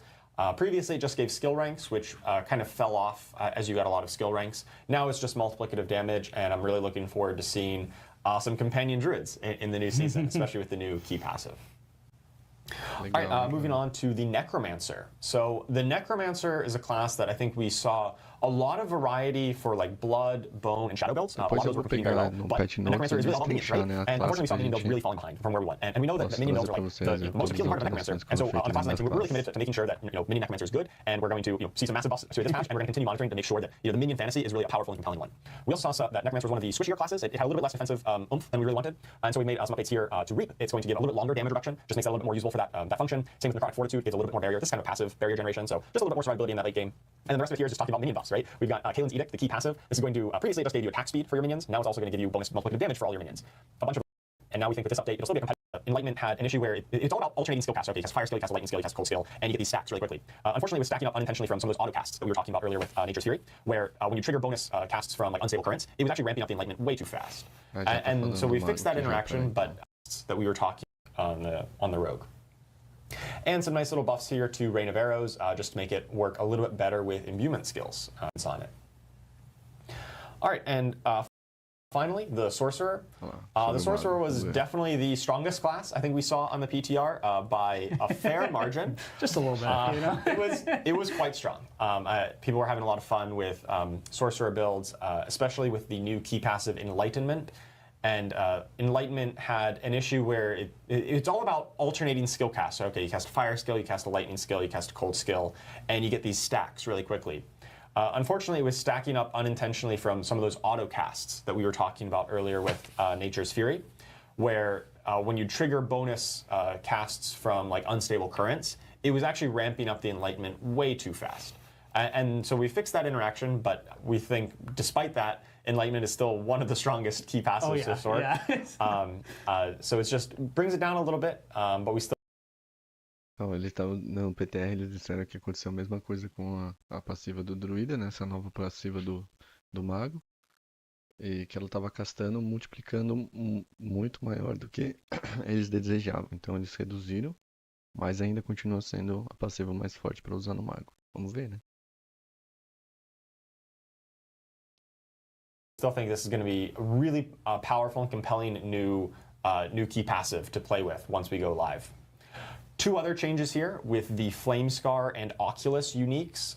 This is kind of adding in this chance to deal double damage affixes for Incinerate and Teleport respectively. This harkens back to what I talked about on the PTR stream, where we're adding these multiplicative damage bonuses into tempering for weapons. And of course, we can't temper onto unique items, but for a lot of the unique items that are about very specific skills, such as Flame Scar and Oculus, we've taken a pass to add in some of these affixes that enhance those skills in multiplicative ways to really make sure that, you know, Incinerate gets the same benefit from using that unique as opposed to just a legendary that you would temper this affix onto anyway. It's a massive buff. Yeah. Yes, absolutely massive. Yeah, it's good. I like pull out a ruler. Like, is it actually? Is it working? Yeah. Incinerate size and teleport size maybe not the most compelling affix. Now you just get some of this multiplicative damage. If somebody wants to make an Oculus build where most of the damage comes from teleport, that's going to be awesome. We'll see if you can manage to make that work. Yeah, I love that idea. Oh my god. I already have a build page saved. Ooh, yeah. I'll have to see that. Yeah. Nice. So yeah, once again, I just wanted to thank everyone for all the great feedback. We on the class design team in particular are always reading and listening to feedback on how you're playing the classes, what builds you're finding fun, what. Que nada, cara, vai ficar forte ainda, você vai ver. Vai ficar forte. É, eles mudaram ali o teleporte para que seja dobrado, né? Cadê? Nice idea. Oh my god. I already have a Olha lá, o build. afixo, né? Causar o dobro de dano, né? Botar o hash também, né? Tomou um buffzão. De 5 para 8 segundos. Muito legal. Acho que vai dar bom ainda, viu? O maguinho vai estar forte ainda, mano. Com certeza. Depois tem que pegar o patch notes pra ver tudo, né? Que foi alterado mesmo. Page saved. Essa parte aqui Nice. é só dar uma pincelada mesmo, só pra poder falar, We on the class design team in particular are mas always reading and real, listening to feedback realmente as on alterações how you're playing só lá classes, no what builds you're finding fun, patch what things are over or underpowered. We listen to it, we read your feedback, we watch the videos that you make, we really appreciate all of it, and it really helps us to make the game as best as possible. Awesome. Thank you so much, Charles, for walking us through all the changes coming for class design. It's actually not all the changes that we saw right here. As Charles mentioned, we do have patch notes actually going live after this stream. And I will caveat, you will see 2.0.1 patch notes, and you'll see 2.0.2 patch notes. So there's 202 and 201. 202 is actually not on like people's PCs yet. You haven't preloaded that. That is going to be the last update you'll need to grab before we jump into launch for Vessel of Hatred. But you will get all the patch notes after the stream, so you can dig through all the class changes that we didn't cover and all the ins and outs of it between now and what we have for PTR. So last but not least, we have rune words. So I think we're going to jump straight into it. So you want to go ahead? Yeah, absolutely. So again, awesome feedback. We got lots of different things that came in, and we've heard multiple times a couple different things with the rune words that really just people kept repeating over and over again, really mostly stemming down to two major issues with the whole system. And so previously, we had on PTR, we had the legendary runes that were a lot stronger, because you want to reach that point eventually to where you get the powerful runes, and then you play the game that way. Well, that was kind of outshining a lot of the other possibilities, and like the idea that we had with the runes, where you're mixing and matching, creating different combinations. So what we are ending up doing now is we're taking that top end and we're going to bring it down. And then on the flip side, the second thing that we heard a lot of is those bottom runes. Those I don't want to say bottom runes. The magic and rare runes that you find a little earlier, especially those runes of ritual, where those are the ones where you're actually doing things to gain offering to then invoke those runes of invocation, those powers that you have. Those were intentionally a bit lower so that you have some progress, but it felt like when you get them, it wasn't enough. You didn't get to really feel those runes happen and pop off when you get them. So on the other side, we are taking that bottom end and bringing it up. So together, we're kind of, I don't want to say flattening out, but we're making it a lot more options for the players to really have choices throughout your whole journey rather than just a linear, get the stronger one and then obviously get stronger. And what this will also do, and the focus on this is to also make those utility runes really, really potent and really pop off and a lot more visual things to happen. And then finally, we removed a couple runes that weren't quite meeting our expectations. We have this thing that we say every once in a while, which is like condense the fun, and we want to make that the ideal situation where we have the runes that we have are the ones that are cool and fun and not like overbloated with just a bunch of things that don't always like meet those expectations. Yeah, we want to have lots of options, and we don't want individual runes or naquela hora atrás que eles estão querendo que se utilize de todos todas as partes do jogo para que você possa upar. Então eles dividiram ali as runas, tiraram algumas, buffaram outras para que você tenha mais opções de construção, não apenas aquelas específicas que estavam no PTR. Como eu não joguei o PTR também, não sei dizer não. Ah, eu também vou de Net Espírito, claro, né, pra começar, mas depois eu vou fazer um druidinha e um maguinho também, né? As 3 classezinhas nossa. Vamos ver como é que vai ser o Net Espírito. Pelo que eu vi, puta, vai ser da hora, mesmo. Fazer um de águia, de dano elétrico, pô, vai ser massa.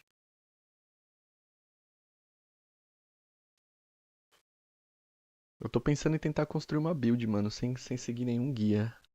O foda é que demora muito, né? O conteúdo fica muito lento.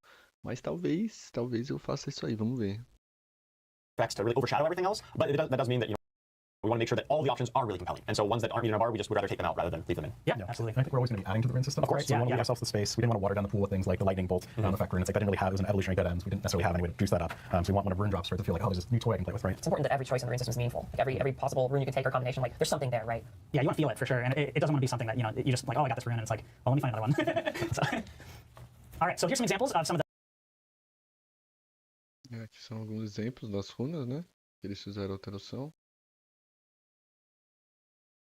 Bem na druida aqui que eles colocaram, né?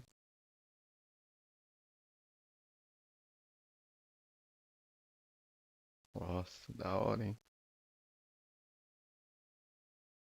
some of the big outliers. We heard lots of feedback around these two, especially that Warcry rune.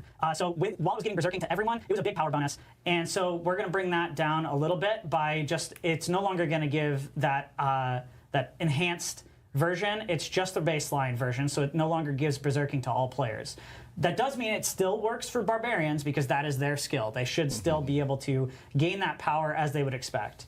And then down with the Yam, which is that Druid Petrify. The rune itself is not changing. What's actually changing is on Druids themselves, their ultimate there is no longer going to give that critical bonus baseline. It's now going to be the enhanced version. So if you want that as a Druid, you can still get that big, powerful critical damage bonus. But now that baseline is going to be that big stun, that big AoE moment that you see everything on the screen freeze, and also just juice you up with a bunch of resource. And this is general like class resource. So unlike what it'll say for the Druid is it says their spirit goes up. On the rune, it says it is your resource, so everyone gets this huge, big moment where you can kind of reset. So if I'm a sorcerer, it doesn't generate spirit; it generates mana. From yes, you don't just get a second bubble that fills up with spirit. Suddenly you're a druid. That'd be weird. Yeah. I like that this puts a lot more emphasis on the utility of runes, which is sort of what we had been originally intending, right? Not every choice is going to be a multiplicative damage source. So you should have a lot more options. It's more focused on utility. Yeah, absolutely. And stealing other classes' power. Yeah, obviously multiplicative damage is probably the single strongest thing you can do in an ARPG. And just when we notice these ones were really those ones that are overshadowing every other option, we still think those will find a great niche for the builds that want it, but they won't be the only choice that no one else can use anything else for. Absolutely, absolutely. All right, so here's some examples. Again, I want to preface, this is not all of them. There are a bunch of changes. You guys will see them in the patch notes as we had already talked about. But some of the big ones that I wanted to show off here. So Spiritborn Vortex, that's the one that pulls everyone in, you group everything together. That is going to be almost, you're going to be able to get that off almost twice as often as it was before. So you're combine that in with something that has some grindy damage in the middle, and you're going to be just having this pop off all the time, as well as so we call them sub powers. Those are things like the Sorcerer Meteorites or like the Barbarian Earthquakes. Those things that happen based on other things, but they create like another power that comes out. We are juicing those up a lot more. So these should be some of the most powerful versions of these sub-powers in the game from these runes. And as you can see here, Meteorites is jumping up a whole bunch, as well as the offering cost is going down, so you're going to be able to summon a lot more of these as well. And then one of the other things I saw feedback was around the Se rune. I don't know exactly how to say it myself. I'll have to ask Yevon about that after this. But where you summon Spirit Wolves, and they didn't feel as impactful because their AI was not as poppy as like say the Necromancer's minions running around a lot more quickly. So we adjusted that, And so we're gonna have a video coming up here in a second, and we can see. So now you're gonna summon those wolves. They're gonna pop up and do their attack. And Muito obrigado pelo follow aí, seu grid. Tamo junto, seja bem-vindo à nossa comunidade aí. if you jump to the next pack, they're gonna jump forward. Except this is gonna happen a lot more frequently than before. So now if you say, fight that pack, jump to the next one, every time those wolves are going to just keep jumping and keep leaping. And this works in ranged as well. So if you're fighting some enemy over here to the left, and you fight, you attack them, your wolves are going to jump immediately over there. And then if you switch to this other group on the right, those wolves are going to jump across the screen because we've also increased that aggro range as well for that. Yeah, they feel a lot more responsive, and like even in that clip, we saw them jump into the pack at basically the same time we did, right? Yeah. They are right there with you. They're not lagging behind, and and that's always like the worst feeling when like, hey, some of this thing, where are they? What are they doing? Like they're like there a mile away. They're no longer lazy dogs. Yeah, they were tired. They were tired. Tired little pups, you know? And then here's some examples of those Rings of Ritual. Again, those are the ones that are generating this offering. And so these are mostly going to be changes to those magic and rare rings, where we've taken that offering they give and we've really knocked it up to be a lot closer to where with our live ops teams here. Shout out to our live ops team who will be helping us out through multitudes of patches, hotfixes. We're going to be paying attention to community and hearing all the feedback that players have, and we'll be jumping on a lot of the big things that we do notice and we do want to jump, like kind of address earlier on, especially right after launch. So our cadence is going to be quick, so do expect that. We'll be posting all notes, all hotfix notes, etc. Whenever they do come up. So thank you guys again for joining us today to talk about the PTR learnings. Next up, we actually are going to start talking about the next season coming to Diablo 4, which is season 6, and that will actually start with the launch of Vessel of Hatred. We're going to do another quick mic swap, musical chairs thing. Maybe we turn on Benny Hill music or something like that. But we'll be right back here with our next group to talk about season 6. Ó, isso aí, galerinha. Dia 7, a partir das 8 horas da noite, hein? É nóis.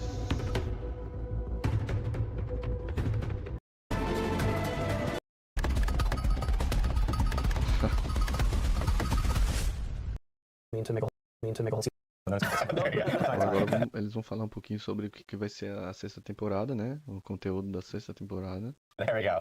Awesome. So, as Don just mentioned here, season 6 is Season of Hatred Rising. Tim, do you want to explain to us Hatred Rising, or Brent? Oh, yeah, I'll take this one. Okay. Yeah, so when we started off with this, we really knew we wanted to make sure that we were launching a brand new season right alongside of Vessel of Hatred. We wanted that to be day and date. So, like, continuity was really important to us. And so the idea that the hatred of Mephisto and Nahantu is spilling out into the rest of Sanctuary was kind of the anchor that we were holding on to, and we started talking about what that would mean to make a whole season around that. Awesome. And I know with kind of like what players hearing Hatred Rising, they're hearing about, you know, Mephisto and his hatred potentially leaking out into Nahantu, maybe the rest of Sanctuary. Like, what can players expect with this actual season? Yeah, so a lot of actually what is going to be the core of Season 6 and the Season 6 experience, players have already gotten exposed to. So anybody who's playing on the PTR has been reading about the changes we put up there. Fundamental to the release of Vessel of Hatred, Season 6 brings big changes where every single class is going to gain access to new skill points. They're going to gain new skills across. Novos pontos de habilidades, novas habilidades, novos pontos de Paragon, novos glifos lendários, novos itens lendários, únicos e míticos. Bem legal, mano. Across all the classes. They're going to gain more Paragon points, new legendary Paragon glyphs. These are all changes that are being added to the base of the game, meaning you do not need to have Vessel of Hatred to gain access to these. You also will tá falando que você não vai precisar ter a expansão para ter acesso a essas mudanças. Still have access to these after Season 6. These are permanent changes to the game. On top of that, we got the standard new legendary aspects. We have new unique items and new mythic items, crazy powerful mythic items that are going to unlock just new levels of power that were not possible before in the game. Now, to go along with this power, we will be adding these new difficulty levels that, again, we saw on PTR, so you have the ability to challenge these new levels of power. I want to say that it's all going to even out well, honestly, despite the tireless efforts of our designers, just constant, trying to get that balance just right based on all the feedback that comes in. I know that maybe it'll be out for a day before someone's posting a video and saying, oh, look at this, I do 1 trillion damage, and it'll go all over the internet, like, I've never seen numbers this big, and that's, yeah. But we tried to get it there. You're going to see crazy builds. Those are going to link into new difficulties that were never there before to try and all this new content. Yeah, awesome. Yeah, I know all these things the players got to experience a little bit in PTR. They got to see it. They got to check it out early. But of course, there is more kind of associated with this specific season. So, Don, do you want to talk a little bit more about what players can also see beyond what Tim kind of walked through? Yeah, absolutely. So, you know, as we mentioned, this is the Season of Hatred Rising. So we really wanted to theme it around Mephisto's hatred creeping out of Nahantu and into the rest of the world. So let's go ahead and take a look at our visual aid here. Beautiful. Os caras é muito foda, mano. Imagina trepar numa empresa dessa, velho. Olha o rascunho dos caras, velho.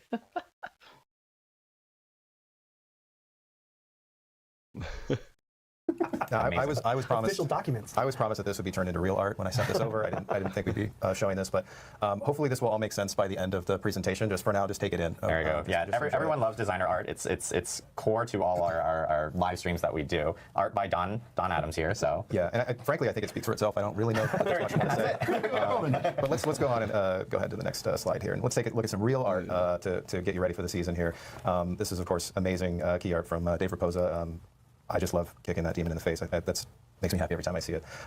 Let's go ahead and move on to the next slide, and I'll get into some actual details about how this stuff shows up in the world, what you're going to be looking for when you're hunting these guys down. So you're going to see these hatred rising zone events that cycle frequently throughout the world.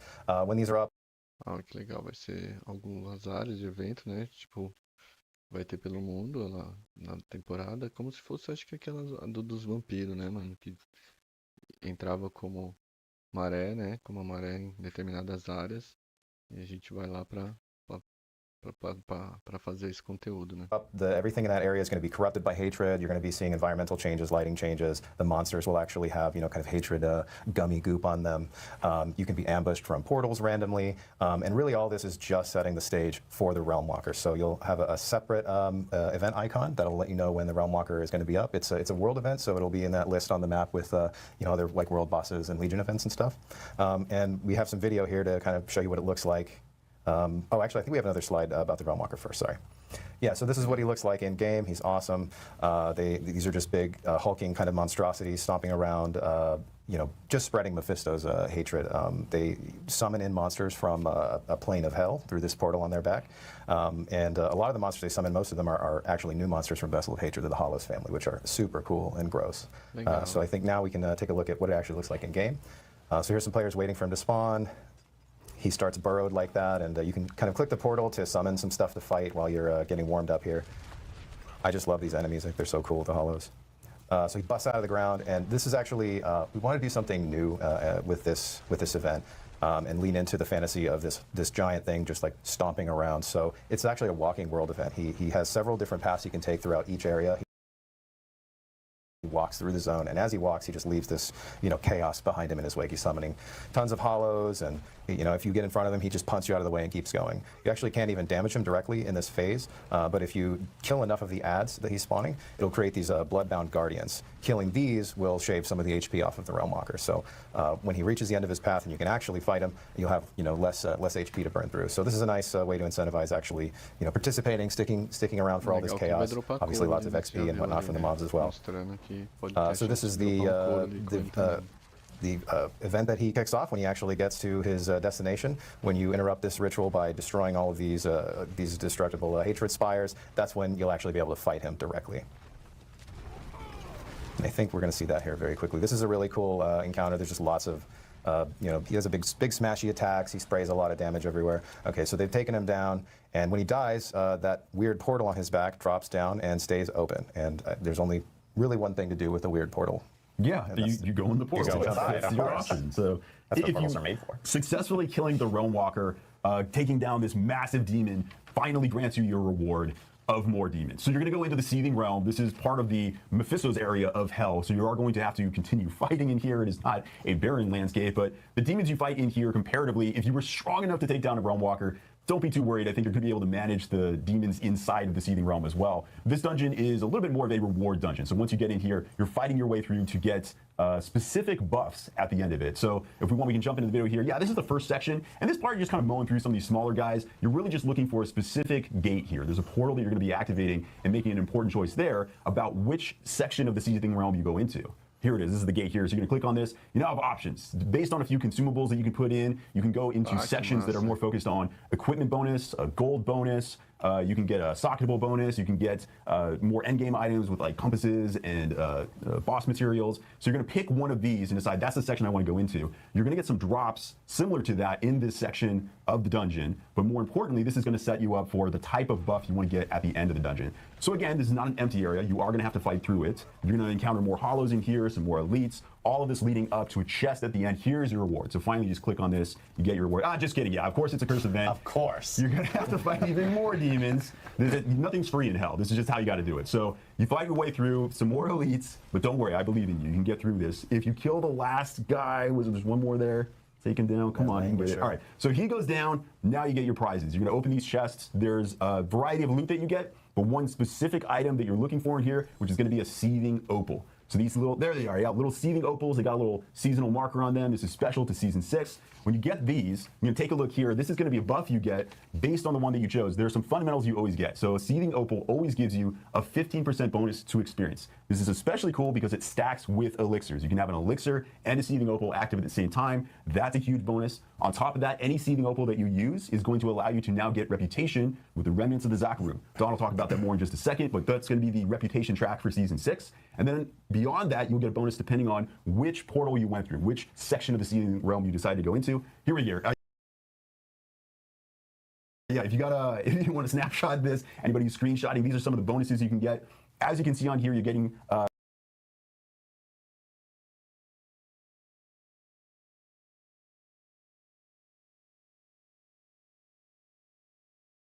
Ah, legal, cara, ó.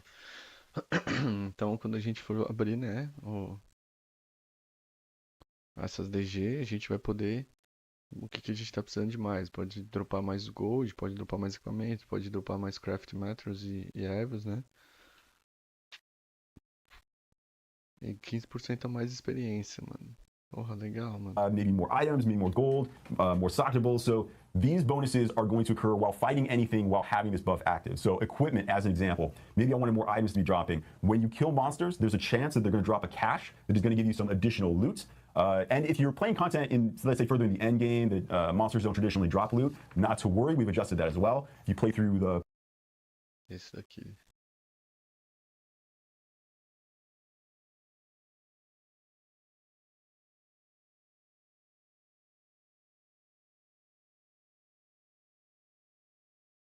Pit, as an example, we have added an additional drop at the end of the pit, again, that procs based on which seething opal that you chose. There are a couple up here at the end. Oh, the socketable one I should mention, that one is special too. You do have to have Vessel of Hatred for that one. This one is more for people that are trying to get more runes. So, obviously you need to have Vessel of Hatred to get runes, so that's what's going to make this valuable to you. But it's cool to also see like boss summoning items on here. Infernal compasses as well. Infernal compasses themselves are going to be very valuable because it's as Colin was mentioning before. We saw what you can end up getting in infernal hordes and everything like that. It's just another opportunity to get more compasses for getting in there. Yeah, seething opal of torment I think is great. I think that grape flavored opal is going to be very popular. the grape one is going to be pretty popular. And a question I just quickly saw because you mentioned stacking with elixirs. Does it also stack with incense?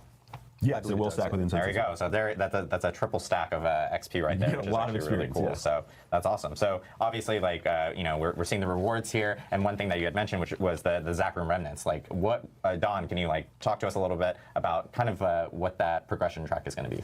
Yeah, sure. So these are the Zach Room remnants. You've probably seen these guys in Hawazar. These are the Crusaders with the rusty armor that have just been kind of bumming around since they failed to find Akarat's tomb.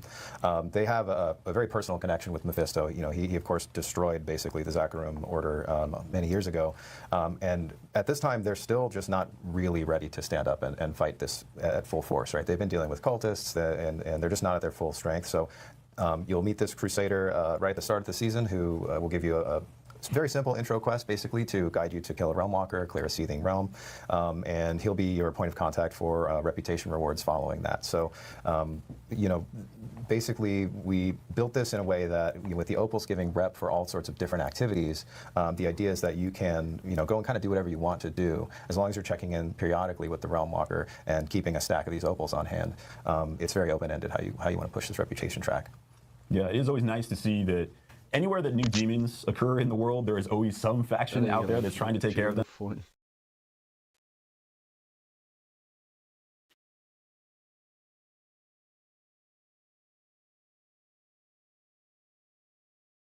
Cachorro é foda, pulou do meu colo, velho, arrancou meu fone.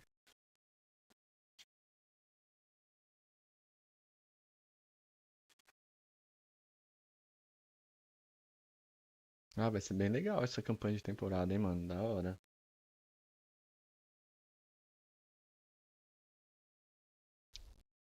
Them and would appreciate your help. So the Zaka room here, they've had a rough go of it, but if you can help them out, I think that we can handle this problem. They're not at their best right now. Yeah. One of the things that I really like about the way we've looked at this whole package is that not only have we done a bunch of diligence in making sure that the story is taking part in all of Sanctuary. We're touching on some really cool lore stuff that has existed for a long period of time, but we're also leaning into a theme of giving the players more control over the experience. And so whether it's the choice of reward or being able to stack these rewards to get specific outcomes, you're going to see that not only in the season, so everybody's going to get access to this in the season, but we have that theme also creeping into some of the stuff you'll see with the Vessel of Hatred content in just a few minutes. Yeah. Yeah, so hopefully the hieroglyphs that we saw at the beginning, the designer, hopefully this makes sense now, right? Yeah. So you kill the Realm Walker to get the portal, you do the portal to get the opals, and then you go do the MS Paint sort of shapes of all the other activities that are in the game. You can also just chain run the Realm Walker if you'd like as well. He's up very often, and I expect people will kind of go back and forth on how often they're interacting with him. You might want to stack a bunch of opals for the weekend or something, right? If you hate Realm Walkers and you're like, I just want to kill Realm Walkers all day, you can. But what I love about the season is exactly that. You can get the opal.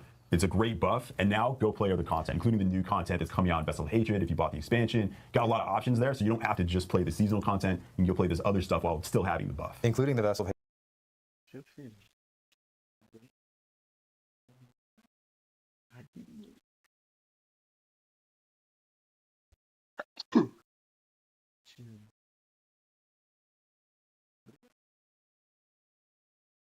Hatred campaign, which is kind of a first, right? You'll need to have completed the base campaign, but you can play the Vessel of Hatred campaign alongside the Season 6 content, which is pretty cool. Yeah, so huge for people that have base game or Vessel of Hatred can partake in the content for this season.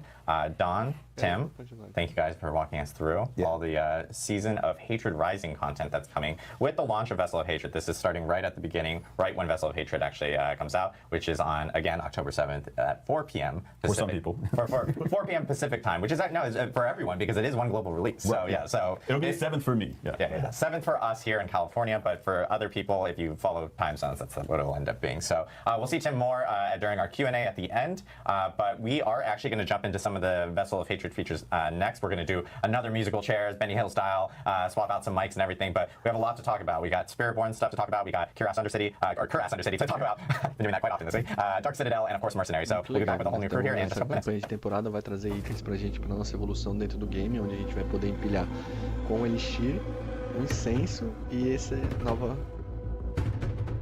novas essências que a gente vai dropar dentro da jornada de temporada, né? Então a gente vai ter muito mais bônus de XP pra gente conseguir nivelar muito mais rápido o nosso personagem. Vai ser bem legal.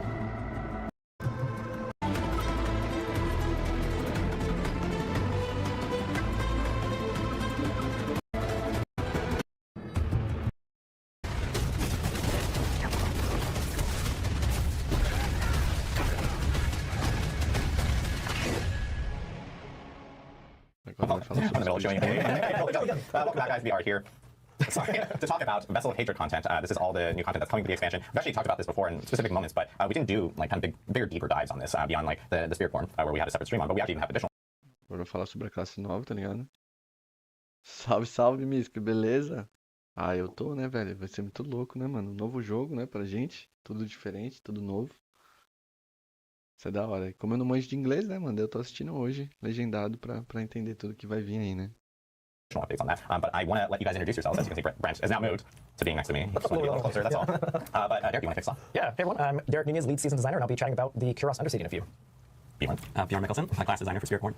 I'm Dan Brace, I'm a lead game designer, and I'll be talking about Mercenaries. Awesome, cool. So, tons of content coming to Vessel of Hatred. I know players have heard us talk about it a little bit, but Brent, did you want to talk about any content specifically before we jump in? Yeah, I mean, just kind of teeing up the next big thing that we want to talk about is just kind of how well the Spiritborn reaction has been since we've announced it. It's been amazing to see folks so excited about it. It's something that we've been pouring a lot of love into. We wanted to make sure they were adding something fresh to the game, and I really feel like we're there. But when we released it, we actually still had work to do. And so throughout the PTR and the last few weeks of development here, we Pode crer, man. Pô, que foda, hein, mano. Mas logo sai uma promoção aí, daí você consegue pegar também, tá ligado? E já era. Eu ganhei de um parceiro da comunidade, mano, também a expansão, mês retrasado. Eu agradeço aí o Ori, sempre Ori. Valeu, Portuga. Sangue bom que descolou pra nós aí. Essa expansão, né? Agradeço demais, mano. We've been putting a lot of effort into polishing things up, and I'm super excited to hear Bjorn talk about what we've got in store. Yeah, lots of internal testing. We had players actually check it out at Gamescom as well, which was really cool. So, as we all know, Bjorn was on our Spiritborn reveal stream, and he's back to talk more about Spiritborn. So here is Spirit Bjorn to talk more about the Spiritborn. It's hard for me to actually say Spiritborn now because I just say Spirit Bjorn. So there we go. Awesome. Yeah. Yes. I mean, we've seen a lot of the sort of in development side of it, and we're just going to talk about a few kind of final touches, the final version of a few things that we want to hit on quickly here in this presentation. So starting off, we're going to talk about a couple of updates to the Spiritborn's passives. First off, we have 3 additional passives which have been added to the tree. Each of these kind of amplifies how the skills work that they relate to. So we have one for core skills, one for potency skills, and one for focus skills. And that sort of lets you kind of go more all in on any of those skills. There's also here on the far side of the slide an update to Noxious Resonance, which is one of Spiritborn's key passives. We really wanted to kind of clarify how this mechanic works, how it scales, and kind of answer some lingering questions about exactly how it works. But it's still largely based around exploding the poisons on your enemies. Moving on to another thing, we're going to have a small update to the Jaguar primary. Enfim. É o Miguel que tava brincando ontem com ela. Spirit Hall.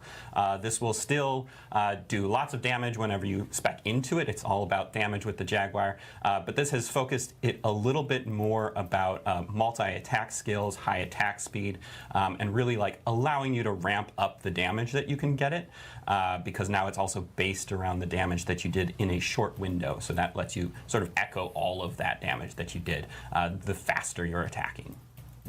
Moving on to another small, or sort of medium-sized update, there was some confusion around Spirit Feathers, Storm Feathers, the Eagle Hall, how all that kind of works together. So this has been unified into a new concept just called Storm Feathers. What this is this is a buff that you can get. This increases your movement speed and it stacks duration. And now all of these things, they all speak to the Storm Feather concept. So you can get them, you can modify them, you can make them do different things, and you can even like use it to make kind of some crazy builds. I think we have a video for it where you can just kind of have feathers going all over the place as you're doing it. And you can even use like tempering and various paragon that increases Storm Feather potency. That will speak to. Filho, por favor, papai tá vendo aqui, cara. Não dá? Tá, continua.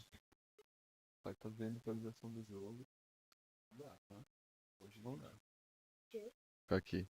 All of these aspects as well as the Eagle primary hall. And then moving on to the last thing we've got should be our uniques. So some of you might have gotten to see some early versions of these, but we want to kind of show off the final versions with all of their stats in all of their glory. So to start off, we have 6. Nossa, não é nem 9 horas, vocês todo mundo já acordou hoje?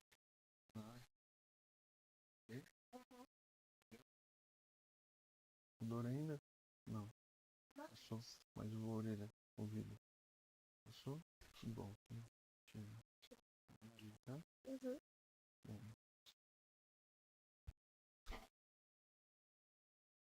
Galera, nem 9 horas hoje, tá todo mundo acordado hoje. Eita, nós, bem hoje que eu preciso, né, unique Spiritborn rings. Each of these kind of emphasizes a combination of 2 spirits and really lets you sort of tailor how you generate your resource to sort of and really. Vamos ver aqui, ó.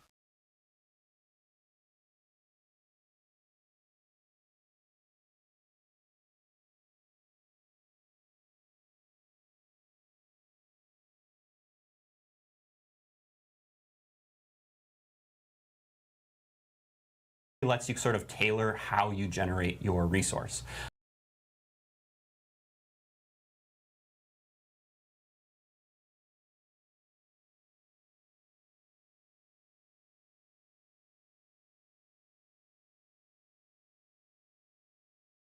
To sort of make the build that you're looking to make. Then moving on to our unique.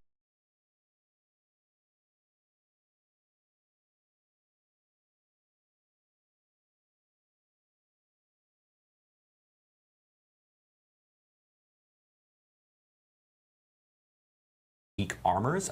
We showed off the Scorn of the Earth boots that turns your Soar into Evade, and everybody really loved that. A couple other examples, we've got Craze of the Dead God, which allows you to turn poisoning, all damage coming at you into poisoning damage, and then sort of throw that back out at your enemies in the form of Touch of Death, which is pretty neat. And then we've also got our helms.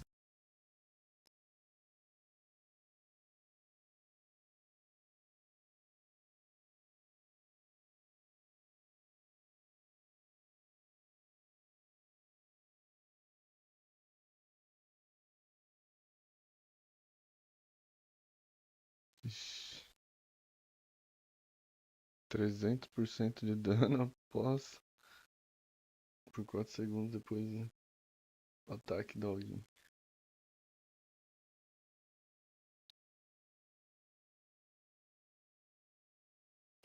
Ah, essa calça vai ser boa, hein, mano? Essa calça vai ser boa. We have two different unique helms. One is focused more along the lines of letting you sort of mix and match spirits, while the other one is more about kind of doubling down on using a single spirit.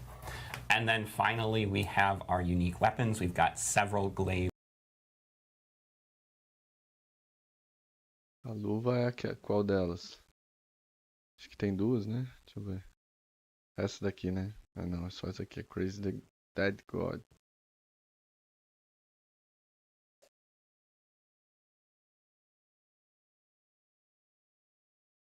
É, eu não manjo, porque eu não vi nada ainda, não vi nem a árvore dele ainda, então eu não sei se esse daqui, acho que isso daqui são passivas dele ou se é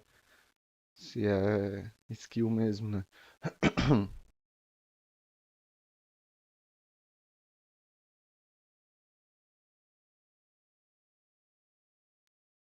Acho que é passiva, se for passiva... É, o veneno vai tá quebrado, não tem o que fazer, né? Como sempre, né? Pô, os caras não podiam quebrar uma build de raio, mano. Pô, agora, né? Veneno é sempre.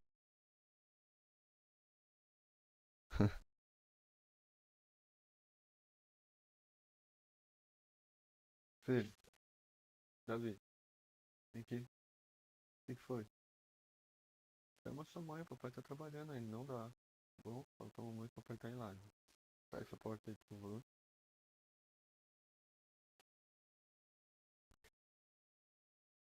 Which is pretty neat. And then we've also got our helms. We have two different mix and order staffs, which is the one we have already showed off the basic one, but we're going to quickly show off sort of its counterpart, which is... Ó, vai ter um item único pra ele. Da hora, hein? Mítico, né? Todos são únicos, né? Um mítico. E agora todos os itens únicos ele vem com um GA, né, velho? Isso que é muito bom também.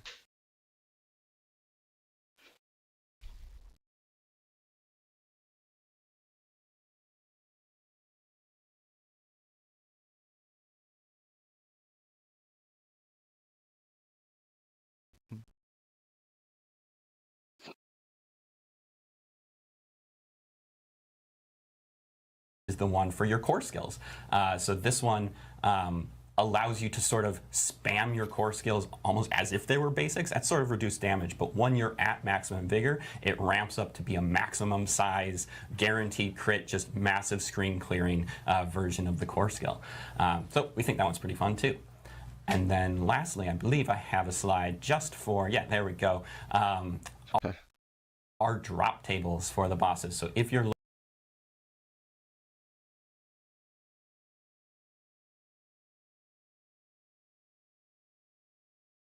cada boss vai ter o seu looking to target farm any of these specific ones, similar to the other classes, you can kind of farm these based on different bosses. So take a screenshot of this and go for it. Awesome. Yeah, tons of updates. We've done so much internal testing. We've heard a lot of feedback because we have that deep dive blog. We've seen people theory craft. We've seen people actually play it at Gamescom. We've had a couple content creators like during the Spiritborn live stream and even during our kind of a preview event, they actually got to try it out and stuff. So hearing all this feedback and then applying some of the feedback and some of the internal feedback that we ended up getting and seeing all the changes here and updating everyone has been really cool to see. So thank you again, Bjorn, for walking us through the Spiritborn. The class is incredibly fun. Day one is what I'm playing for Vessel of Hatred. Definitely. I think most of us are. But it's a ton of fun to check out.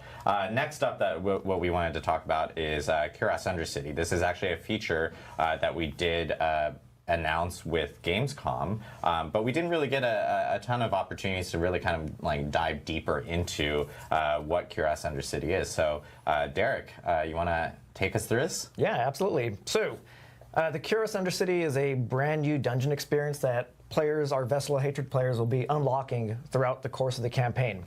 It's appropriately located in the new capital city of Kurost, but it's the part of town that's not recommended that the standard citizen venture into. It's a section of the Kurost town that is still infested by the jungles of Nahontu and kind of overrun with the worst of the worst. It's Nahontu's most wanted inside the various districts that make up the Undercity. Throughout the course, as players are unlocking it, they'll meet a new character named Seahek that kind of teaches you the laws of the Undercity and how to commune with the spirit flames to traverse its treacherous depths, basically. So that's kind of like the narrative setting for it, but let's dive into the actual experiential standpoint, which we see here already.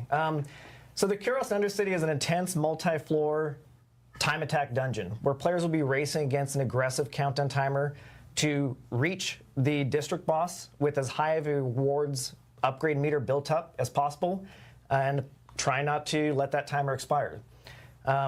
So fun little novel wrinkle here is that killing certain monsters we refer to as afflicted will give you time bonuses to extend your time in the Undercity, and just killing monsters in general and completing dungeon activities will build up this reward upgrade meter referred to in-game as attunement.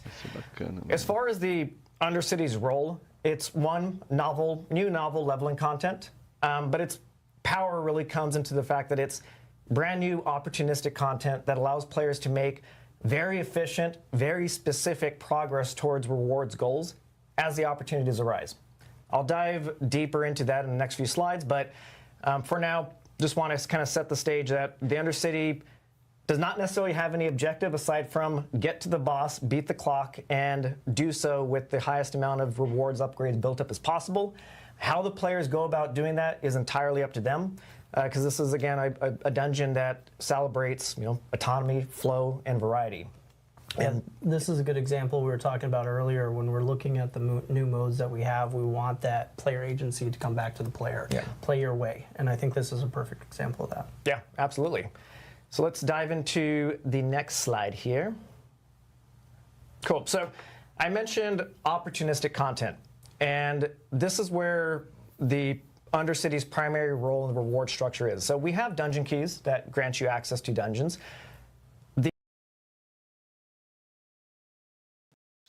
50 milhões, mano.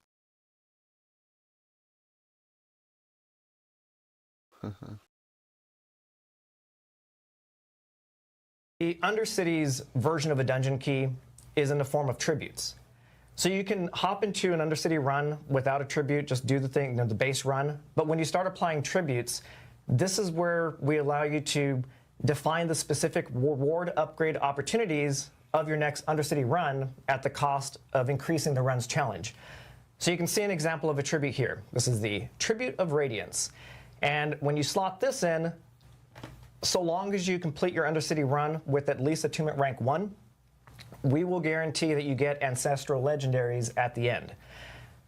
We'll dive a little bit deeper into some of the nuances. You can see that it has dungeon affixes that define the specific challenge. So the higher and more powerful the tribute, the tougher the challenge is in the form of lower starting time, time bonus penalties, and potion drop penalties. But the fun doesn't stop there. In fact, we're just getting started.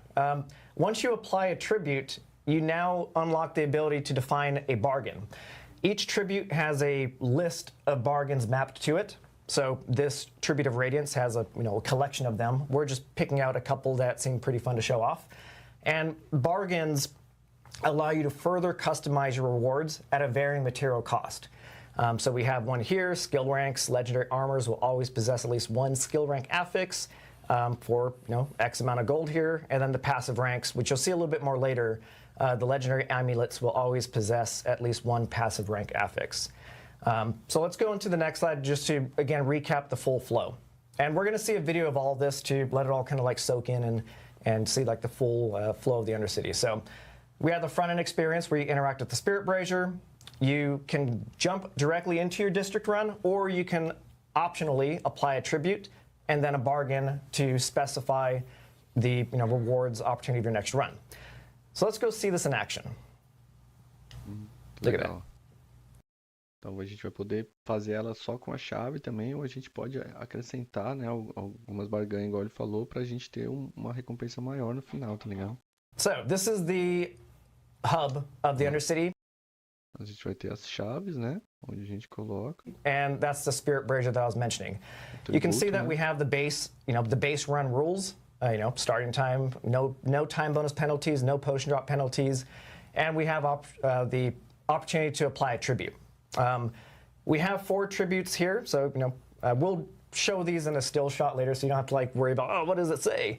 But we have 4 tributes here that range from magic all the way to unique to accommodate your leveling journeys. Legal. So, várias, hein?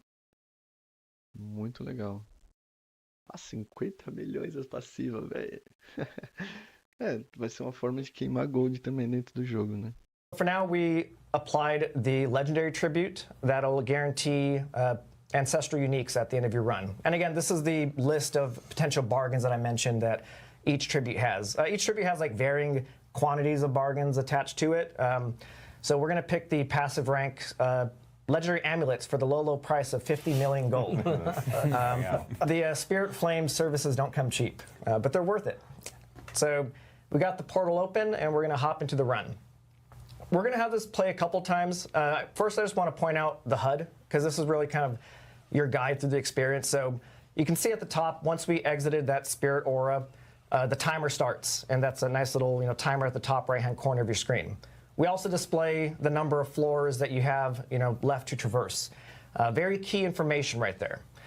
To the right-hand side in the objective tracker, we have the attunement meter, and it's segmented into 4 ranks. Again, as I mentioned, achieving rank 1 is the bare minimum requirement necessary to get the value of the tribute that you slotted in. All subsequent ranks further enhance the value of that reward. So while you certainly want to strive to get attunement rank 4 to maximize your payout, it's not necessary if you're feeling the pinch of the time pressure. That if you at least get attunement rank 1, you can run it to the boss room and still come away with the thing that you're looking for. Gonna point out a couple things here.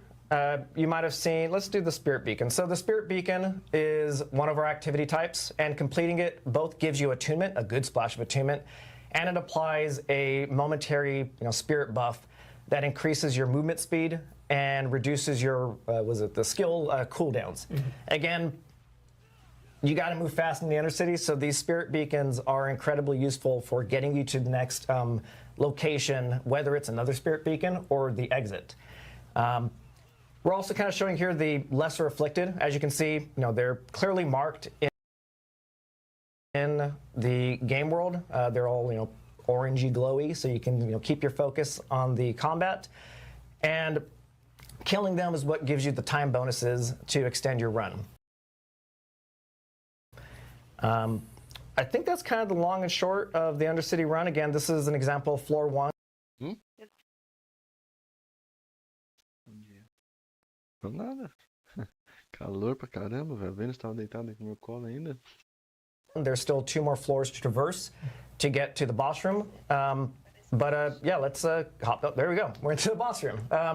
So in this case, we have finished all 3 floors and we made it to the boss room. One thing you'll notice that time expiration, it stops. Time drain stops in the boss room, so you just need to make it to the boss room before that timer hits 0.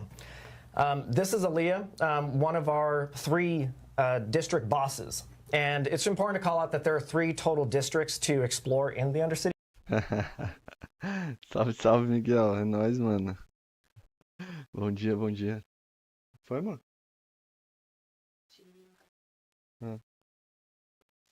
Alguma coisa tipo... Algum bicho, você tá vendo? Comeu a raiz? Dá uma olhada lá depois, então. Again, that's kind of tapping into the variety aspect of things. So Aaliyah is, again, just one of 3 henchmen that own the various districts. So in this case, we're at the tail end of this fight. We just, killed Aaliyah, and we see that we ended this run with a full reward upgrade of 4. So now we're going to get the best possible payout for this. And we came in here looking for ancestral legendaries, and as the Spirit Flames promised, ancestral legendaries is what we get. And the greater affixes And we also see that we got an amulet. If we were to dive into like the amulet, we would have seen that the bargain would have applied to it as well. So the player would have gotten specifically what they came in here for. Muito legal, so velho. that's a really quick snapshot of just Cara, like... vai ser um conteúdo assim, bem amplo pra gente fazer agora nessa temporada, né, mano? Vai ter a jornada de temporada, vai ter esse esquema aqui. Porra, vai ser um novo jogo mesmo, com muita coisa. Tá ali pra sala, mano. Tá todo mundo acordado ali já. Pra lá. I guess like the structure of an Undercity flow. Menino. I want to take this time just to dive into a little bit more details on the tributes that we saw in the gameplay footage and spend a little bit more time with them. So this is an example of 4 of our 8 total tributes. These are hand selected primarily just to showcase how the tributes are tuned to progress with your leveling journeys. So we start off here with the tribute of growth. This is usable in all... Então você pode utilizar, tá vendo? Desde o começo você já vai conseguir fazer, né, esse daqui. Então você pode poder ter um azul, tá vendo? E assim por diante.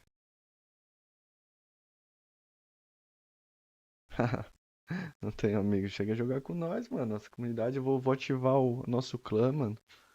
Então a gente vai ter o nosso clã também agora ativo. Quem quiser entrar aí, a gente vai ver se a gente consegue se unir mais pra todo mundo poder jogar junto, tá ligado? All difficulty levels. This is the tribute that rewards additional experience when you complete the Undercity. So this is great, for leveling up your alts, leveling up your character in general. And you can see here that we start applying the first of the, I guess penalties or challenges for this, in the sense that we have lower starting time. We actually incur a time bonus penalty now, and we have potion drop penalties. Something also to note is, this is just found randomly in Sanctuary, so as you're just doing your standard leveling stuff, like the Hell Tides or whatever, you will get these types of tributes to say, point you to the Undercity every now and again. So let's go back to the tribute gallery, as I like to call it. Can we go back to that last slide that we had up there? There we go. Yeah. Cool. All right, cool, thank you. And then we get to... From there, it just gets progressively more challenging, but also progressively more rewarding for the players. So, Tribute of Harmony, reward... Huh? No.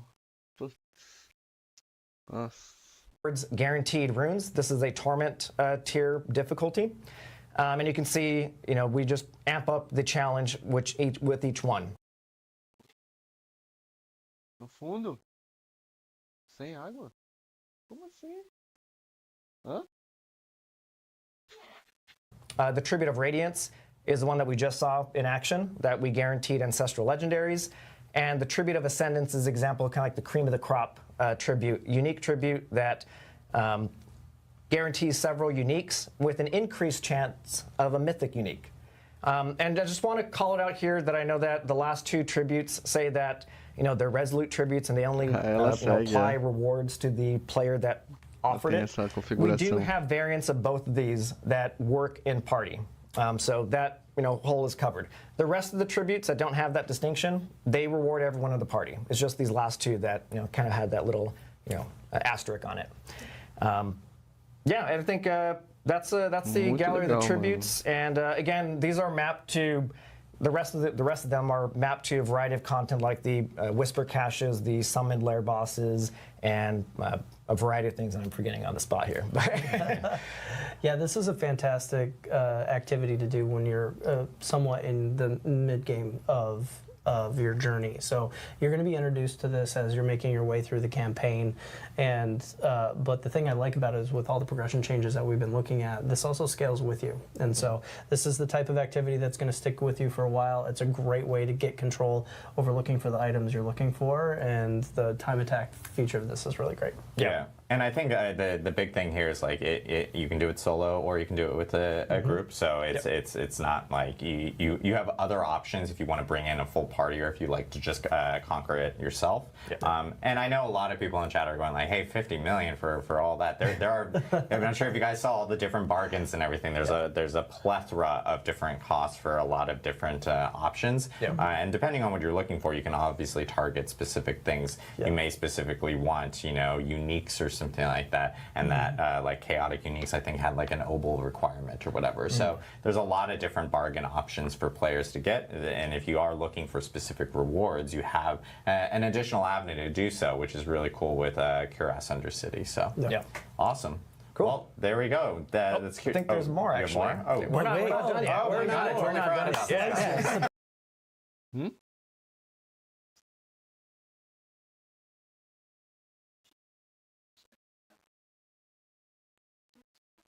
Tadinho.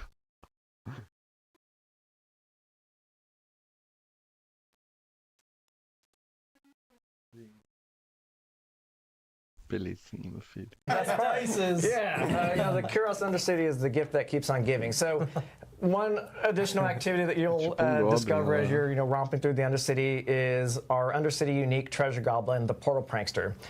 We'll show some gameplay footage in just a moment, but first, just want to call out killing him will reward a bonus chest at the end of the dungeon, and in addition, that contains just standard treasure goblin loot. Vai lá, Miguel. Bom trampo aí, tamo junto, irmão. Vendo só o que vai ser atualizado no game, fazer um resumo pra vocês aí, gravar uns vídeos essa semana. Runes and more tributes. So it's a really good, very juicy reward to go after the Portal Prankster when you come across him. But you would be doing so at your own peril, because you'll see in this video that he has a particular mechanic to him that makes it a little bit tricky when you have a continually timer that's continually counting down. So you'll see here that when he's aggroed, he opens up a bunch of portals and just like Benny Hills through them. It's a chase.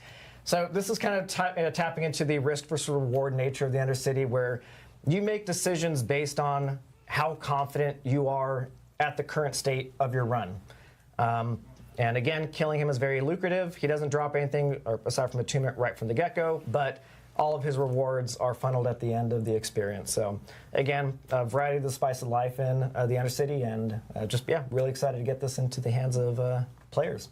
Yeah, it's cool to see a new goblin variant right there, and then of course, the ultimate troll goblin, as you can see in the gameplay, and that's the risk reward you were talking about. Like, do you spend the time and chasing after this specific goblin as it's bouncing between different portals as your time is ticking down, and you're trying to progress and get better rewards. And of course, if you succeed and you get everything, you get that extra chest at the end, which is really awesome. Yeah, so it's worth it. Yeah, most definitely is worth it, especially since you get so much progress added once you do actually take down.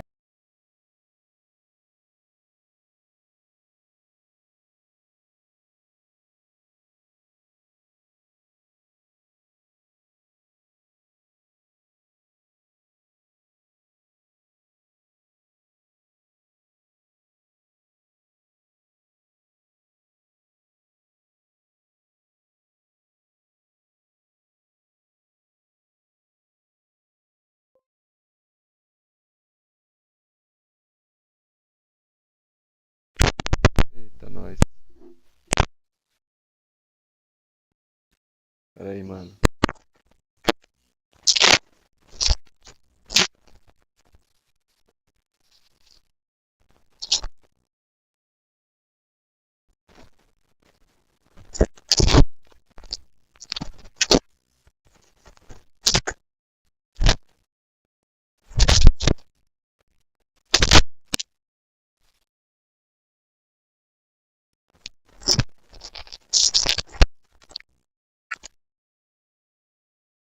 Aí, voltou. Tá foda, o microfone tá zoadaço. Então, mano, vai ter várias... Falei pra você deixar o like, se inscrever no nosso canal, que a gente tá querendo atingir os 500 inscritos esse ano ainda. Seja bem-vindo à nossa comunidade. E, mano, vai ter vários conteúdos que você vai poder participar, como a campanha de temporada, toda alteração que o game fizer, mas muita coisa você não vai ter acesso, como a nova classe, a nova área do mapa. Esse conteúdo que eles estão mostrando aqui agora, você não vai ter acesso.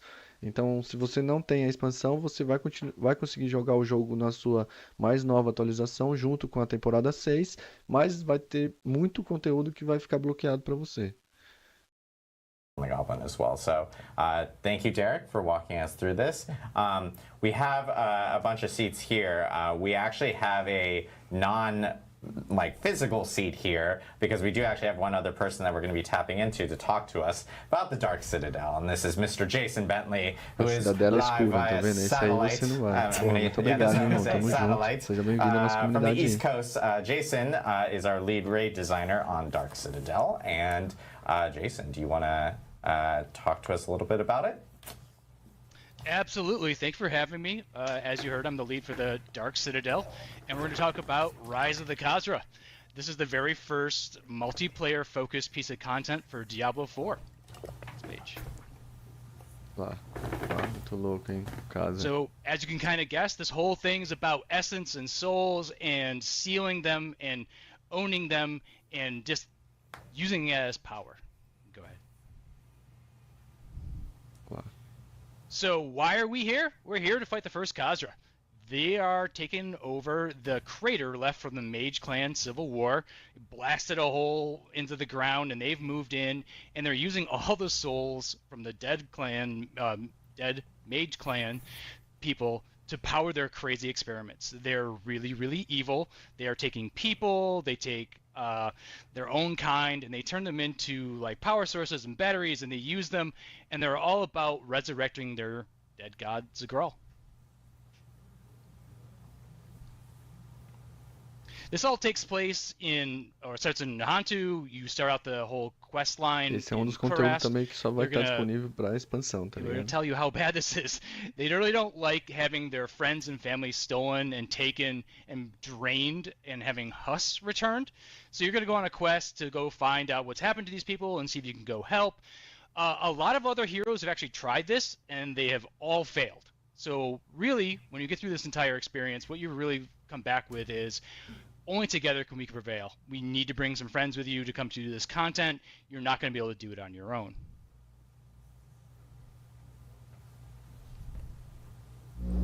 Once you get through all of this, Obrigado pelo follow aí, Lucas. this actually only happens in Torment 1. So this is not a early leveling experience. This is something when you're really into the game and you really need to like move your build along. So once you enter Torment 1, you can go on this quest and access the Ancient Nexus, which is its own town space with a waypoint of all of its own, which gives access to the 3 dungeons you can see here. These dungeons have multiple boss fights in each one, and they each take a little bit of time to get through. Practice will help you optimize these runs. Experience will help you show expertise and shepherding other people to show them how to complete these mechanics.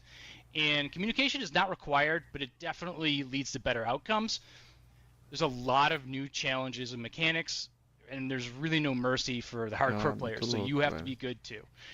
As you can see right now, we've actually got one party split across 2 different realms, doing different mechanics and helping each other and coming back together to bring down the boss. It really takes at least 2 players to do these mechanics. Vai ser massa, hein? We have multiplayer boss fights through the entire experience, and we always say that players are stronger together. It's tuned for 4 players. 2 players can do these mechanics, but it means you have to handle the mechanics and the monsters and the bosses by yourselves. We're not going to duck the difficulty for fewer players. We have lots of crazy mechanics going on. We've got people relying on each other to get through all of this. There's a lot of hero moments in this content. The best moments we had when we were playtesting this is somebody's dead and the other person's running around. É isso aí, mano. Tem que ir pra cima. Eu também vou começar às 7 horas e a gente vamos varar até às 9 do outro dia, que é o horário que eu faço, paro 9h30, né? Como vai iniciar às 7 da noite pra gente, né? É isso mesmo, né? 7, se não me engano.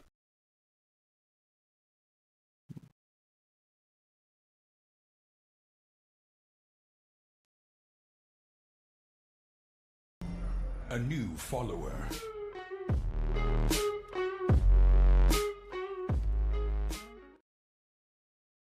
É. Boa, Cristo. Seja bem-vindo aí. Tamo junto.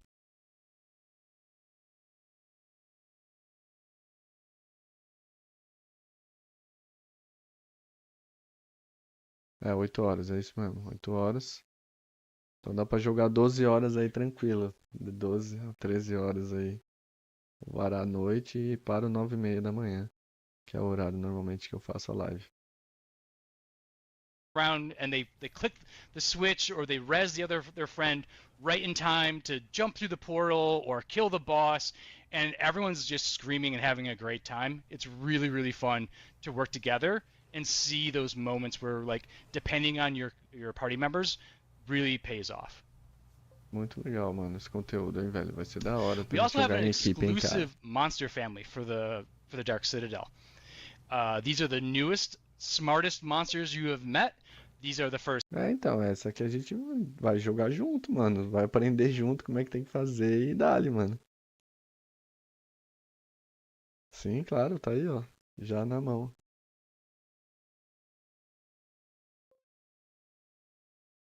First Khazra, they're pretty evil people. Shout out to the First Khazra Monster Family team. They did a great job on all of these guys. They are awful, they're decadent, they're sophisticated, they use a lot of magic, they do a lot of crazy things to, like, bring down the party. Ó, bichão muito louco, hein? These are cool looking enemies, that's for sure. I know with at least Dark Citadel, of course, there's always awesome rewards that are kind of associated with this. Jason, do you want to talk to us a little bit about those? Absolutely. I think we have that queued up. Yeah, let's see if we can get that queued up here. The joys of Well, we do have. We did it. Oh, actually, a quick quality of life improvements here. We actually have a marker system to help parties get through the experience. You can just drop them into your emote wheel, and then as you're running through the experience, you can use those emotes to indicate to your friends and party members, hey, I found something of interest, or hey, it's over here, this is the way forward. And then a really nice thing is this is available outside the Citadel as well. It's not exclusive. So you'll be able to use this wherever you go with your party. We also have a combat log during the Citadel experience to help you understand what's happening, especially where you're taking damage from and big moments. And you've heard about the Party Finder. That's also created with obviously Citadel in mind, but it supports everybody else. But we want to make sure we facilitate getting lots of people into this content. Yeah, hopefully now we can talk about rewards.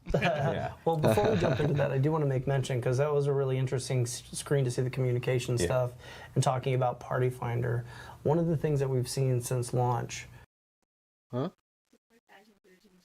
Okay.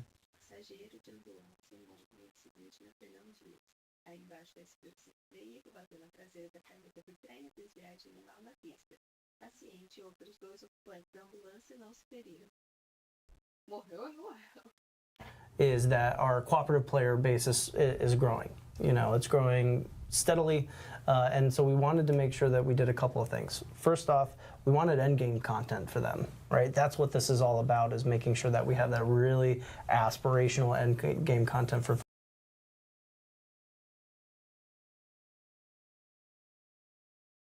folks who like to play with their friends.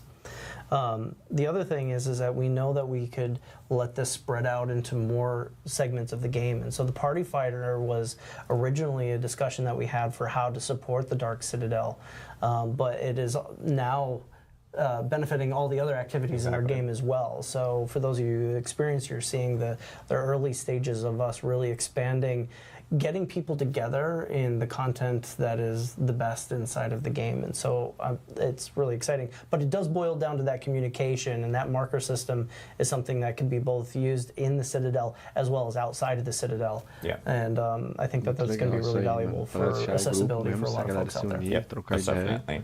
All right, now on to rewards. Now we'll talk about There you go. Sorry, had to get that. Essas são as recompensas que a gente vai ganhar lá dentro, né?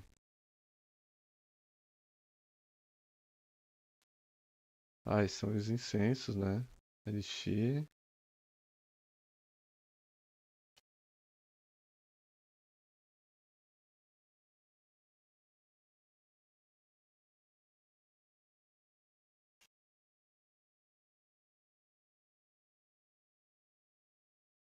That in there. Absolutely. So you're actually chasing a weekly reward that resets on the Tuesday or the day of the week that we set. So really, that's going to drop a massive ancestral loot drop each time you pop that open, which only happens when you complete all 3 dungeons. You're going to want to chase that thing. That is a huge, important drop for a week. But beyond that, there's lots of rewards for repeated runs. The Citadel coins are going to allow you to purchase all of these consumables, and you can maximize the number of coins you get per run by killing treasury monsters and playing on higher difficulties. Like, it really scales up the Citadel coins you get. And why do you care about those? Well, these rewards these consumables really make it easier and more fun to play with groups and parties. But it also allows purchase of the Scroll of Restoration. So if you want to like just chase down and buy scrolls, this is a great place to do that. Sick slide for production right there. We're doing this live, right? Yeah, exactly. No, that's actually really cool to see. And again, the Scroll of Restoration being a reward in Dark Citadel. And like what we talked about earlier, you actually do get to guarantee... Dá pra comprar ele então, né, também, né, mano?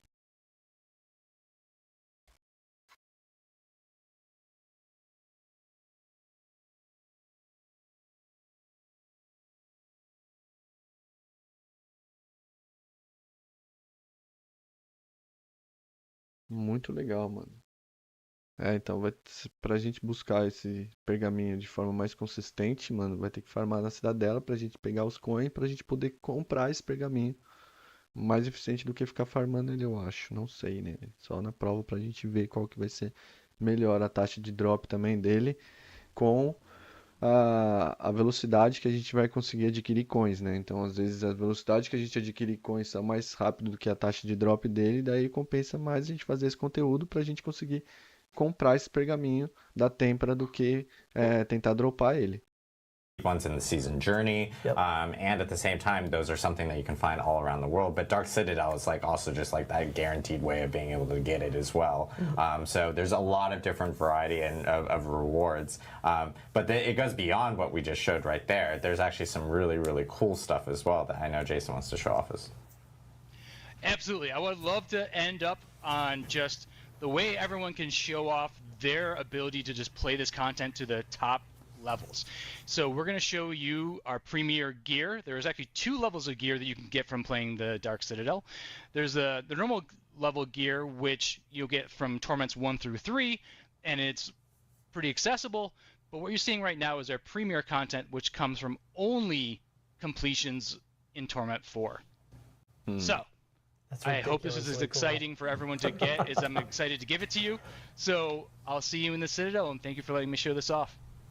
Awesome. Thank you so much, Jason. To this mount. Go back to the mount. Go back to the mount. I know you were probably like, oh, we got to scroll through everything. Okay, there we go. The mount is sick.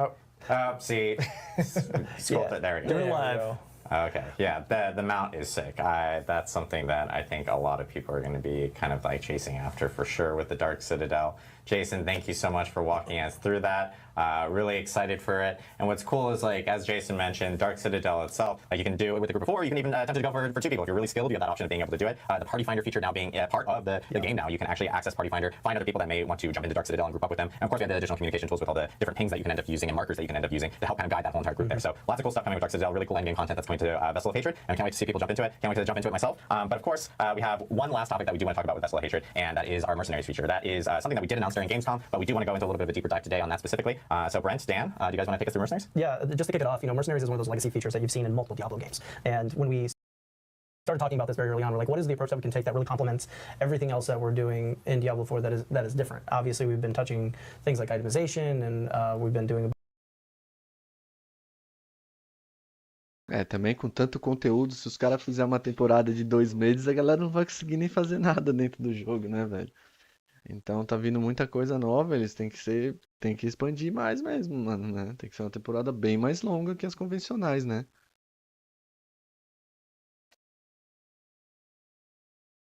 A Cidadela Escura, né? Essa raid que a gente tava acabando de ver também, né, mano? A bunch of reworks on class builds, so we knew a couple things. Mas ele não falou ali de chance de drop, não. Ele falou que aqueles itens ali a gente pode ser comprado com os coins, né? Que a gente pega lá dentro da raid, né? A chance de drop ele tem em todo o mapa, né? Mas cadê que eu marquei aqui? do pergaminho, né? A chance pequena de drop em todo o mapa, em todo o conteúdo que é feito, tá ligado? Na Cidadela Escura, e também o drop pode acontecer nas Hordas Infernais também. E daí pode ser comprado, né, com as moedas que vão ser recebidas, tá ligado? Com os coins, velho. Here. First, we wanted to make sure that the system was built in a way that could complement your build type, right? So every build type has a little bit of a soft spot, and Mercenaries is a really good way of, you can level them up in a way that can actually fill in that soft spot. And the other thing that we really wanted to make sure of is that they were always useful, right? Vai ser legal, cara. As you play... Mas então, é isso que eu tava falando, Luqueta, a gente tem que ver qual que vai ser a taxa de drop dessa parada, né? Então, às vezes a gente vai, sei lá, mano, vai ter 5% de drop dele, né? Sei lá, mano, como é que a gente pode ver isso? Na horda, e a gente consegue, no mesmo tempo que a gente faz esse 5% na horda, a gente pega 2 ou 3 fazendo a raid, né? Então a gente vai ter que pôr na ponta do lápis pra gente saber qual que vai ser o farm mais eficiente, porque sempre quando a gente meio tryhard assim, né? Eu não sou ainda, tô bem lá embaixo ainda desses jogadores, mas acho que é muito, não, com certeza, mas só tô dando um exemplo, né? E a gente, por exemplo, a gente pensa em hora de farm, né, velho? A gente tem que otimizar o nosso tempo de farm o máximo possível. Então, se a gente vê que esse item tá sendo melhor, a gente farmar ele na horda ou em qualquer outro conteúdo do jogo, a gente vai pôr no lápis e daí ver se a cidadela, se o raid vai ser mais eficiente do que o farm em outro lugar. Que foi, Bento? Meu filho é muito louco, velho. Along the game, like you're interacting with them in way different ways than you would just by leveling up and using them basically as a power item, right? And so the way that we folded this in is far more robust than we've seen in other systems in the past. And yeah, I can't wait for Dan to show it off. Awesome, yeah, let's dive into it. So I think we can go to the first slide. Awesome. So Mercenários vai ser massa também, né, velho? Tá, vai ter muita coisa diferente, mano. Vai ser muito abrangente. Vai ter vários lugares que a gente pode ir, tá ligado? Pra ficar.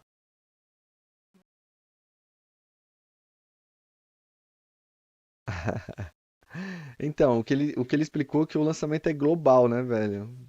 Vai ser tipo. Como o mundo tem vários horários, né? Então vai ser praticamente todos os locais no mesmo horário, né? Ah, pode crer. Será que dá certo? Eu acho que não dá certo, não. Acho que vai ser tudo igual. É. Acho que não. Eles disseram aqui que o lançamento é global por causa disso. Os horários da região. we announced these characters at Gamescom, and these are the 4 mercenaries that you're going to meet as you play Vessel of Hatred. Early on in the campaign, you're going to meet Rahir, the guy in the middle, and you're going to... Tá vendo? Isso também vai ser um conteúdo apenas para expansão, os mercenários, né? Ele acabou de falar. lend him a hand in kind of tracking down these other characters, doing their quest lines, and unlocking them. And they're like really involved quest lines. They're pretty awesome. They have cutscenes. They have, you know, a lot of narrative and backstory where you kind of... Então é global, sabe, Felipe? É nóis, mano. Get to know more about these characters. And they have a lot of personality, so they're pretty interesting. Vou lançar, vou fazer. Tô assistindo aqui agora, só pra ter uma base, assistir com vocês, porque como eu falei, né? Eu não manjo de inglês, então eu não consigo assistir ao vivo, porque não adianta nada, a gente vai só ver os caras falando, não vai conseguir comentar nada.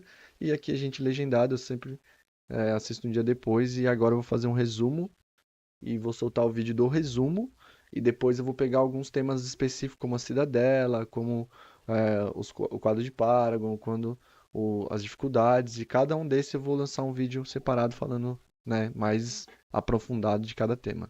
Espero conseguir fazer isso, né, velho? Espero. A minha luta vai ser para que eu consiga, né, mano?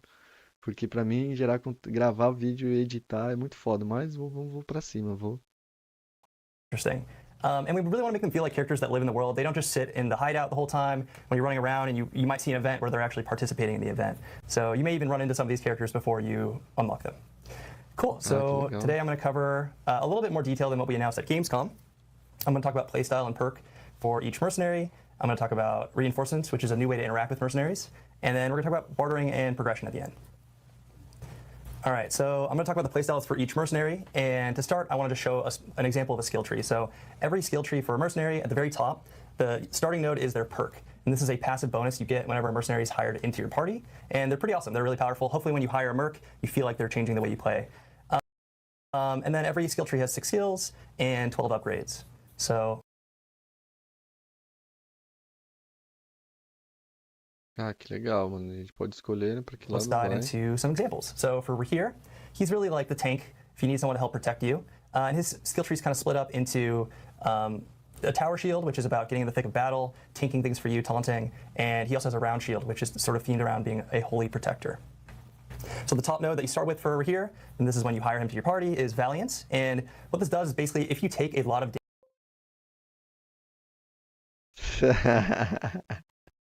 Tá todo mundo coçando a mão, né, mano? O bagulho tá louco mesmo, mano. Da hora. Vai ser massa, mano. Vai ser massa porque vai ser um novo game, né, mano? Eu tô muito empolgado por causa disso, porque mudou tudo, cara. Mudou as dificuldades, né? Mudou a forma de progressão do seu personagem, itemização, velho, tempera, masterwork, mudou tudo, né, mano? É um novo jogo, né, mano? damage in one hit. He's going to fly in, negate that damage, block it for you, and he's going to knock down enemies. He's also going to grant you unstoppable, so he can really save your life. So here's an example where this this beast is going to hit me, and these guys hit pretty hard. So here comes, boom. So Rahir kind of leapt in, he negated that damage, and he knocked him down. So that's awesome. I imagine hardcore players will gravitate towards this unless they are risk takers, so definitely a very powerful perk. Cool, let's talk about some upgrades. I think we skipped ahead a slide if we want to go back one. There we go.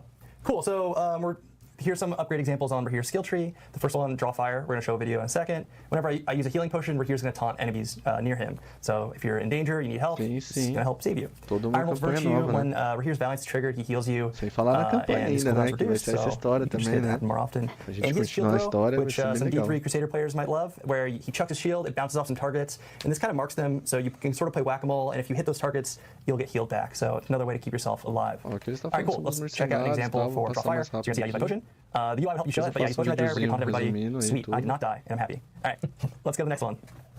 So Varyana, we call her the Berserker Crone. She is a reformed cannibal. She's got a pretty interesting backstory. I love her personality. She's kind of zany and crazy. She's also the cook for the mercenaries, and I don't know if I would eat her food. I don't really trust her. But her skill tree's kind of split up into two themes: dual wield axes, which is all about visceral cleaves and bleeds, and large mace, which is heavy slams. So you may be familiar with the master bonus from D3. Her perk is very similar, where basically you get this bonus. We can jump to the video, and as you kill monsters, you're going to see when I get 10 kills, the master bonus kicks in. It's going to show up above her portrait on the left side of the screen. So it should say times 10. Cool. I now have a master bonus started. As I build this up and I get to higher thresholds, I'm going to get more and more movement speed. So you're kind of encouraged to play more aggressive, keep this going before it runs out of time. And it sort of snowballs into this fun gameplay where you're going really fast. So you can embrace your inner Sanic and go real fast with Varyana as your hard work. All right, got some upgrades for Varyana. So dismembering is oh yeah, sorry. So this one is going to guarantee overpower. She's going to knock people down, and you get guaranteed overpower. So if you're playing Bard, it's going to be really useful. Reprisal is when you get CC'd, Varyana's going to leap on the enemy that inflicted it and knock them down. So this can also save your life. And No Escape is Varyana does Whirlwind. This makes it really big, and as she's spinning around, she's kind of grouping enemies up for you. So that can be a fun one. I think we show both. So yeah, dismembering here. So she's going to set us up. We get guaranteed overpower. You do a bunch of damage. Sweet. That feeds into a lot of builds. And then we have Reprisal here. So I got chained by that monster. She leapt on them, knocked them down, basically canceling that for me. All right, cool. Subo the Bounty Hunter. He's themed on longbows, which is precision shooting and traps. The other side of his tree is crossbows, heavy bolts, and explosives. And his perk is kind of broken up into two parts. So he has a passive component, which is he reveals enemies and materials on the minimap. And his active component is that we call him the Bounty Hunter because he's going to call out targets during combat. And if you kill that target, you get a bunch of resource back. And also, the more you do that, the more often he's going to be casting Seeker. So you're kind of trying to keep this up where you want to make sure you're killing his targets and spending your resource before you do so. And this lets you just cast more abilities, which always feels great. All right, let's check out an example. So I'm in town. I'm going to walk out here with Subo. And you look at the mini-map, top right, and it's starting to populate with herbs and ore veins, and you'll see all the monsters on the mini-map as well. So that's kind of his scouting component. And sorry, we're going to have to loop this one because I talked too slowly, but he also is marking a target, and you saw when I killed him, I got a bunch of resource.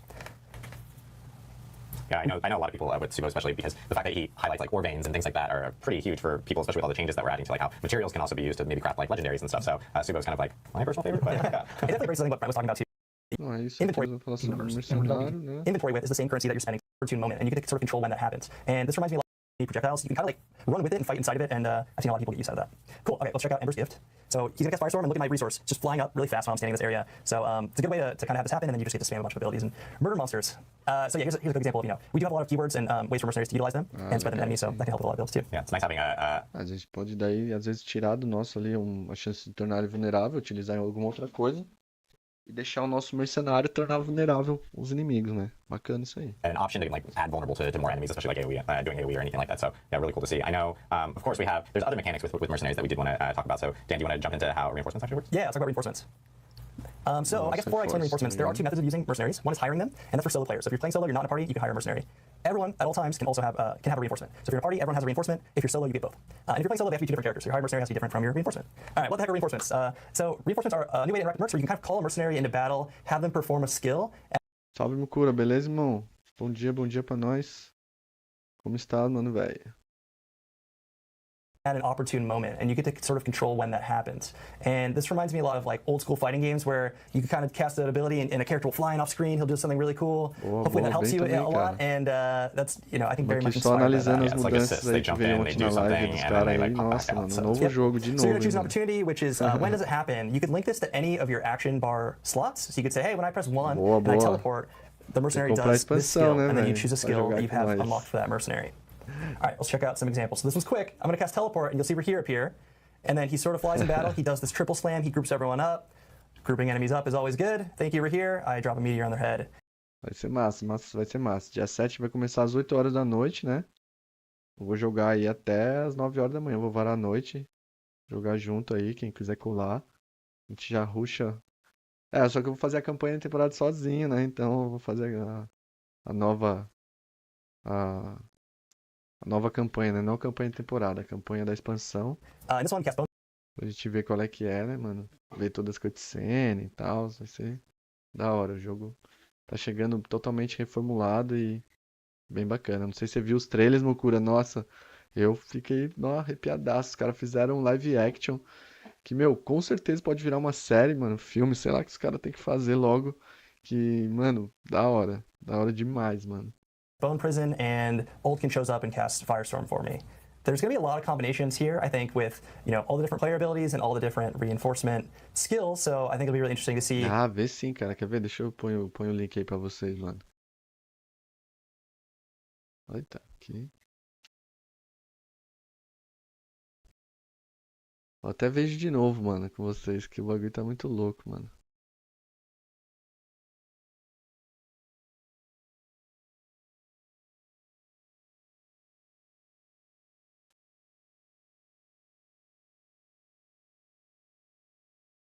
Ó, vamos ver de novo, vamos ver de novo.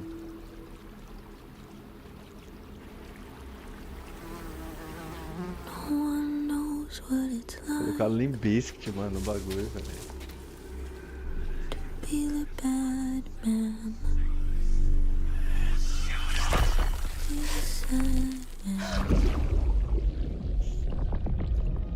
Behind blue eyes, no one knows what it's like. A nova classe.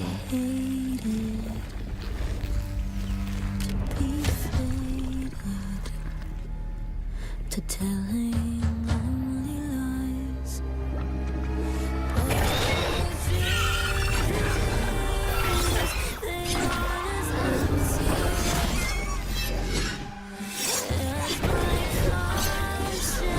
Seems to be. I have hours only lonely. Acharam uma atriz muito bacana pra fazer ela.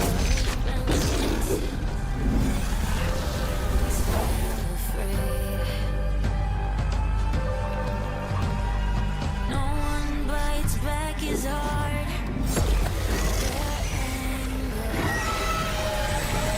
None of my pain, whoa, can show.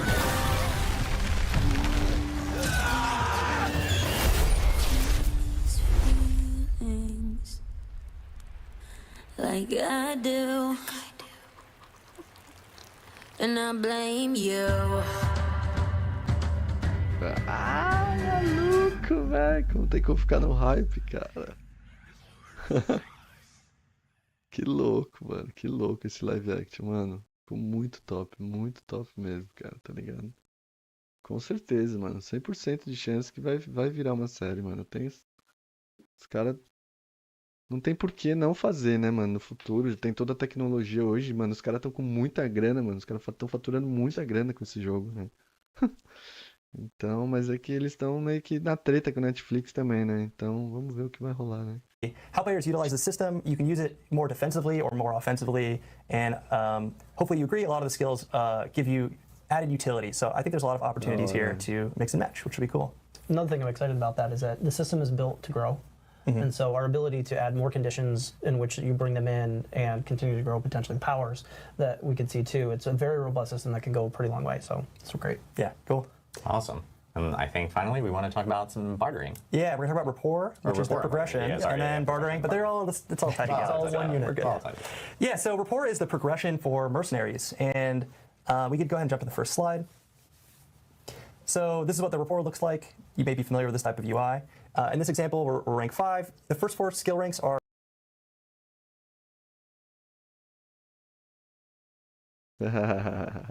how you get your skill points for the skill tree. We want you to unlock all the cool farm abilities for mercs pretty quickly and up front. After that point, it's all about upgrades for bartering. And bartering is, we're going to show it off in a second, but progressing your mercs improves the bartering system, which is kind of a way to trade with mercenaries at the hideout and get really useful items. So the very last rank, we hovered over it quickly there, you can actually repeat the very last rank for mercenaries and continue to earn the currency. So if you say, hey, I really like Altkin, I don't want to level anyone else up, you could just keep playing this character and you'll keep getting resources. Hopefully we're encouraging you though with these upgrades to kind of rank up all your mercs and keep making bartering better. All right, let's talk about bartering. So at the hideout, you can talk to Fiera, and she will pull up a UI where you can trade for items. A lot of them are legendaries, and as you upgrade your mercs, you're gonna basically increase this list so you can find more interesting things. Hopefully, you can find some really cool legendary items that you're excited about. As you upgrade your mercs, you're gonna get more chances for legendaries, and each mercenary has an aspect category associated with them. So Altkin, for example, gives you resource aspect caches. So if you level up Altkin, that has a chance. Instead of getting a resource legendary, you're gonna get a resource legendary aspect cache. And in this case, we open one of those caches. Sweet, I got a bunch of items. It's not exactly target farming, but it's a way to increase your chances of things you may be looking for. There's going to be a lot of other really useful items in here, like crafting materials, boss summoning parts, some masterworking recipes, things like that. And that's about it. So you can restock the supply on this, and the currency you reroll this inventory with is the same currency that you're spending to buy items. So you kind of have to pick and choose, like, do I want to reroll or do I want to wait? And hopefully you see things that you're interested in and you buy them. And then every day when you log in, you get one free reroll. Just trying to be nice to the players. Hopefully you get what you want without having to waste all your pale marks. And I think that's all we have for mercenaries today. So thank you for. Yeah, I love hearing about the bartering system because it's just another avenue for like, hey, if I need masterworking materials or if I need boss summoning materials, I can literally go and check and see if I can barter for it now as another opportunity for getting those specific things, which is really, really cool to see. So Dan, thank you very much for walking us through the mercenaries coming to Vessel of Hatred. And so everything that this group actually talked about here, this is all exclusive to Vessel of Hatred. So with the expansion and anyone who actually ends up purchasing the expansion, they'll be able to access all the different features that we talked about, from Spiritborn to Chaos Undercity to Dark Citadel, and of course the Mercenaries. So lots of stuff in the expansion specifically for this that we're all excited for everyone to jump into. October 7th, 4 p.m. Pacific in California, globally, wherever your time zone is, that it's tied to that is when it will end up hitting. So we have a cool map. But I know we talked about a lot today. We do want to, of course, do our normal Q&A that we always do at the end. But before we actually end up doing that, I know Brent, you wanted to talk a little bit about the journey here. Yeah, honestly, we talk at the team level a lot about our communication with the community at this point. And I've said it a few times where it's like, it feels so good to be in a dialogue now. And everybody at home, you've heard us say, we're listening. I actually feel like we're well beyond that point at this moment. Like, we really feel like the community is now one of our team members, and we're developing together at this point, and we're starting to all pull in the same direction. And we've learned so much, right? We've come out with season 1, we took some lumps there, right? We knew we had a lot of work to do, and all the dialogue that we've had has led up to like things like the success of season 4 and season 5. And so the fact that the community is really part of our team now, it shows us a great pathway. We still have a lot of work to do. There's things we want to get to. Yeah. Armory. Yeah. Armory. We want to get to development. Yeah. So we talked about that a little bit at Gamescom. Oi? Endoscopia. But these are the types of things that are really fine-tuning the way we get there. And honestly, we couldn't get there without all of you at home. Thank you for staying with us on this journey. Can't wait to get to the Q&A. Yeah. So. Yeah, and again, like just to reiterate, like what Brent was saying, I think the community speaking about how they really wanted us to have a PTR, having those PTR moments, having players in earlier, being able to provide that feedback. Huge shout out to you guys for being able to help us out with this journey that we've been on. We've made some massive strides since the first season, and it's only getting better from here, which is really cool. So awesome. Well, I think we're gonna jump into the Q&A. We're actually gonna bring some people in from before, swap people out, do the musical chairs thing again, and we'll see you here in a minute for the Q&A. If you guys have questions, please start teeing them up in chat, and we'll try to get to as many questions as possible. So we'll see you in a minute.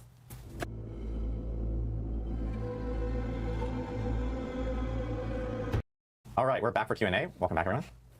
wave. There's like, all right, come on. It's been a long stream. It's been a long stream. Holy cow. We're at almost 2.5 hours. We're going to do about like 10 minutes of Q&A, and then we'll have a quick little outro just to get everyone teed up before we head into patch notes being released and, of course, the expansion. So I know we have some of our faces from earlier, so we can try to hit as many topics as possible. But I know one big question that we have been getting specifically about, or specifically with Vessel of Hatred and, of course, like the base game, I think we have it queued up. Like, how will crossplay work for those playing with and without the expansion? This is actually a really good question because, you know, people are thinking like, oh, are you guys like funneling them off, or like if you only have Diablo 4, they just like shunned off to some island or something like that. And that is not the case. You can still play with friends who may only have the base game, even if they're on Xbox and your PC or PlayStation, PC, etc. So there is that option. What's also kind of cool is an interaction that I know that if, let's say, you owned it on PC, Battle.net, for instance, and then for Vessel of Hatred, but then the base game was only on Xbox for your own personal Xbox, and you jump back over to your Xbox, if you have like rune words on your Sorc, for instance, you still can actually use those rune words. Works still. Yeah, so it's still something that's going to be there. I know that one of the things that the team was looking at was like, hey, if you earned it in the other game, you can still use it. So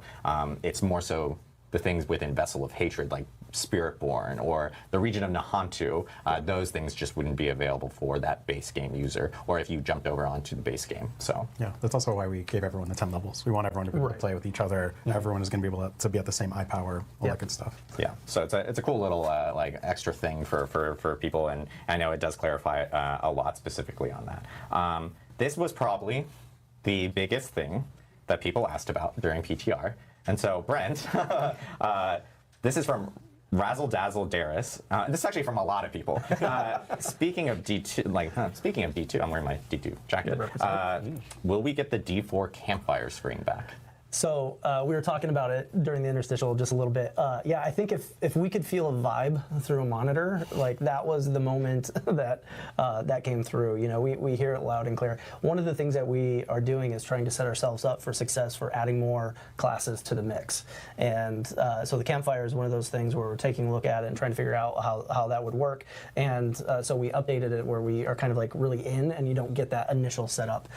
So that is something that like immediately when the feedback started coming through, the team started to mobilize and talk about what we can do. Turning it around in time fast enough for like Vessel of Hatred was, we had other things like balance and polish that we really wanted to pay attention to, make sure some of the UI elements for some of the new features were in a good spot. So we hear you. I love the fact that the nostalgia means so much, and so the team is actively talking about it, and we'll be able to get back to you in the future. Awesome. Yeah, that was by far a very, very popular topic after PTR. They're like, where's the campfire? Every moment I can see like the flames kind of like in the screen, but where is like the full-on campfire? Yeah. We have a question from Ram0, which is, will there be more renown and statues of Lilith in this expansion? How does that specifically work? Yeah, we're not going to be doing statues of Lilith specifically. We're going to be having a new statue type. The tentative Akarat, which is, it's not going to give you any points, but it is working towards renown. And so there's still a lot of discoverability in the zone, but we're shifting things to work more for renown. Yeah. And statues of Lilith, of course, are still in. They still exist. In the stats. Thank you for clarifying. Yeah. The stats, we're just not giving stats for the tenets of Akarat because we saw how frustrated players were with like having to do this sort of activity to get more powerful. So it's a lot more leaning into the collectible aspect. Yeah, we didn't want these to feel like a chore that you needed to do in order to progress your player power. It's all about the discoverability, right? Yeah. In the new zone. Yeah. And I will say that the other thing with renown specifically, like we made changes. It's something we talked about during the PTR, but we kind of optimized it a little bit better because there was like Paragon points at the last tier of renown, and that's actually been like swapped back around now. So it's more of like the Obel upgrades are at the last tier. It's easier to get that potent power from Paragon. We also just sort of reduced how much renown you need for a lot of these things. So if you missed out on renown when the game came out, it's a lot easier to get that power. Yeah. It's a good way for people, like especially friends who maybe are jumping into Diablo 4 just to like kind of catch up specifically from that end. One thing this just dawned on me that I did want to also mention is that, you know, back in season 3, we introduced the Gauntlet, and that has, you know, the leaderboard mechanics and stuff like that. One thing I do want to actually do a quick call out on is like when Season 6 starts and when Vessel of Hatred actually does ship, we do plan on actually sunsetting the Gauntlet and the leaderboard functionality there. Does that mean leaderboards are going away forever? No, that doesn't mean leaderboards are going away forever. We're actually looking at new ways of potentially finding a home for it. Yeah, I'd rather say like leaderboards are vaulted as we do a big reassessment on how that applies to the new progression actually that we're looking at releasing with Season 6. So I think that there's a lot of opportunity there, but again, we've made so much change. It's a time to take a deep breath and then take a look at the things that we really want to invest into. Yeah, awesome. Almost forgot about that. I wanted to mention that. There's a question from Aviance, which is saying like, hey, how does Group Finder work? This was actually available during PTR, and I know not everyone got to experience PTR, but kind of like Party Finder itself, of course, you can use it across multitudes of activities from Dark Citadel, beyond Dark Citadel, which is being introduced in Vessel of Hatred, but it is a feature that you can also use, or that allows you to actually use filters and different ways of searching for specific groups and people. So we do recommend jumping in, checking out group the Party Finder. It's actually super, super awesome. And I know there's going to be improvements that will continuously be made to it. Yeah, another system that we're trying to develop in a way that can grow with the player. And so we got it out in PTR to try to get an initial round of feedback on the types of filters that we can potentially see. As we add activities to the game, we want to make sure that those are plugging into it as well. We do think that this game is a ton of fun if you're playing together, and so we've designed it to do exactly that. We have a question regarding opals and tributes that we kind of showed off. Tributes, of course, being part of Curious Undercity, opals being part of the new season. This question was from PvE Sweat. Great. Are these actually, because, I think the initial reaction is seeing some of these new consumables. So Tim, I think this would be a quick question for you. Like, seeing these new consumables, are they actually like stackable in inventory? Like, how yeah. You can stack them in inventory. In fact, if you want, you have the option. You can go just farm the Realm Walker over and over again, get a whole bunch of the opals, and then just I'm going to play now for hours and hours with the buff active. If that's something you want to do, and tributes as well are stackable. Awesome. I did like the fact too. I don't know. I can't recall if we mentioned it, but you get 2 tributes with every drop. Yes. And so you don't. Or, sorry, 2 opals. 2 opals. Sorry. Yeah. So you can use one now and save one for later, and so you can really determine you can actually stack these up for a longer play session later on if you wanted to play in the weekend and actually really dig in. There is a question regarding mercenaries. It's actually a question I've seen. Maybe it's a 2-parter, but a lot of people are asking specifically, like, hey, how does the progression of mercenaries kind of carry over? Is it something that's across like the whole entire account, or is it like from season to season? How does that specifically work? Yeah, so they're partition wide. So if you're playing in the season and you unlock the mercs and you progress a bunch of them and then you roll an alt, that progression is still there. But we do reset every season because it's a part of the power journey, and we want to make sure you're doing that. But as you're playing, there's a lot of benefits to investing into them, especially if you're going to roll a second class. There is a question, I'm not sure if others will be able to get this one, but this might be tied to some of the rune word stuff that we showed, but this is God King Moonin says, how do those Spirit Wolves damage scaling work? I think they're talking specifically about the rune words that we were showing and everything like that. Yeah, I can talk a bit about that. I believe the Spirit Wolves are not currently scaling with things like if you have summoning damage for a Necromancer. A lot of that damage scaling talks directly to your skeleton summons at the moment. So I don't believe they'll necessarily scale with those sources. I'd have to check on precisely which ones it does. But that's definitely something that we're aware of and really want to make sure that we can deliver on that fantasy, and we'll be looking at making updates to minions and summons as a general matter going forward to really make sure that they're scaling with the right things that players expect to really make those builds feel natural and synergistic as you would expect. So that's definitely an area of focus for us moving forward. Yeah, we definitely talked a lot about this, and it'd be cool if you could be a summoner bard, called Ancients, and having them deal bulkier damage. So that's something we definitely talk a lot about. Yeah, we don't have any particular thing to announce or the exact initiative at this moment, but it's definitely on our radar, and it's something we are actively working on and talking about all the time. Awesome.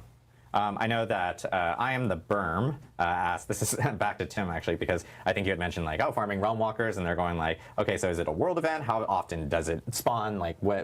Do we have specifics on that? We can help clarify on that specific question.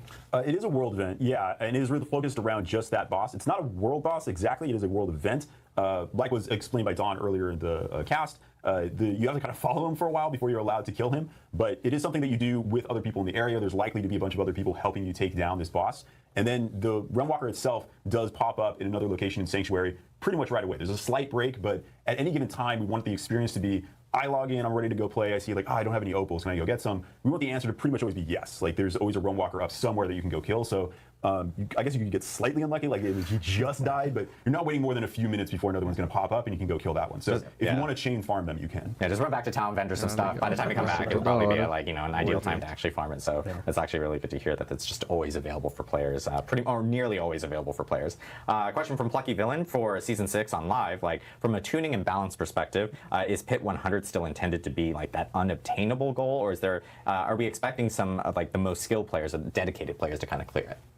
Yeah, I'd say we will be surprised, but not surprised, I guess, to see people get to pit tier 100 just with the amount of things that we're adding into the game. Charles, in our previous segment talked about how much volatility has been introduced in the expansion. We actually think that's really fun. Like there's a ton of new things to explore, a ton of new things to break. And we think that probably most people won't get to 100, but you might get a surprise if you go to 100 and go past it. Yeah. We might have done something there. Yeah, we talked quite a bit about where the deep end of the pool is, right? And so it's we're looking around at 80. Around 80, yeah. But I'm really looking forward to seeing which kind of streamers out there actually push way past that so we can take a look. Definitely.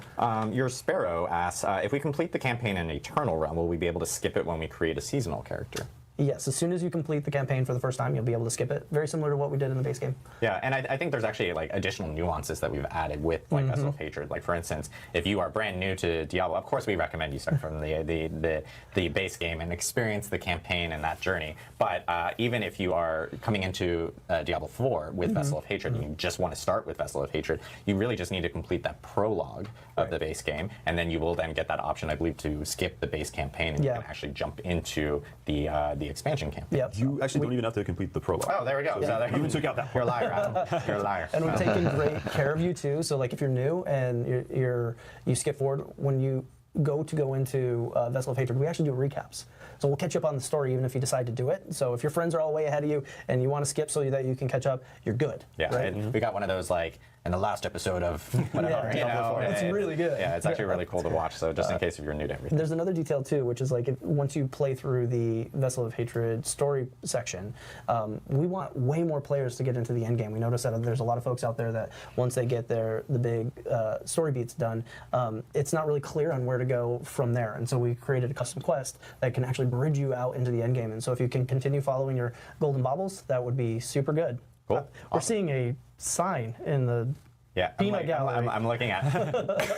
I was like, what is? No one can see it, obviously. They think we're psycho because we're like looking. The coolest view is behind this camera. Production's like holding up the sign and stuff. Everybody that makes us look good is back there. So thank you guys. Yes, thank you very much. We're gonna take, I guess, like one more specific question here. Let me see. This is actually a question regarding people that are running specifically in Dark Citadel. Like, if someone leaves during Dark Citadel, like, what happens to the group specifically? Can they all just leave? They're not like locked in there. I'm like, oh gosh, I'm stuck in that type of situation. Or if I can conquer it with like maybe if it's 4 people and we drop to 3, like you can adapt and kind of work your way through it. You can. Like we said, the game, the Citadel is balanced for 4. But if that was to drop, as long as you got 2 strong players still in the mix, you should be good to go. So yes, it makes it more difficult. I'd have a firm conversation with the person who decided to drop in the middle of a fight. But yeah, you're still going to be able to progress through it. Awesome, cool. Well, I know we've been going for a while here. Fala que vai poder sair no meio da cidadela, né? Então, às vezes você tava jogando com os caras em 4, fazendo conteúdo ali, pum, o cara sai, tá ligado? Vai poder o cara fazer isso, mano. Então por isso que é mais fácil a gente jogar com grupos confiáveis do que você pegar a raid, né? Porque às vezes você pega a raid, o cara não tá afim, o cara vai te abandonar lá, você tá fazendo conteúdo, já era. Tchau e benção.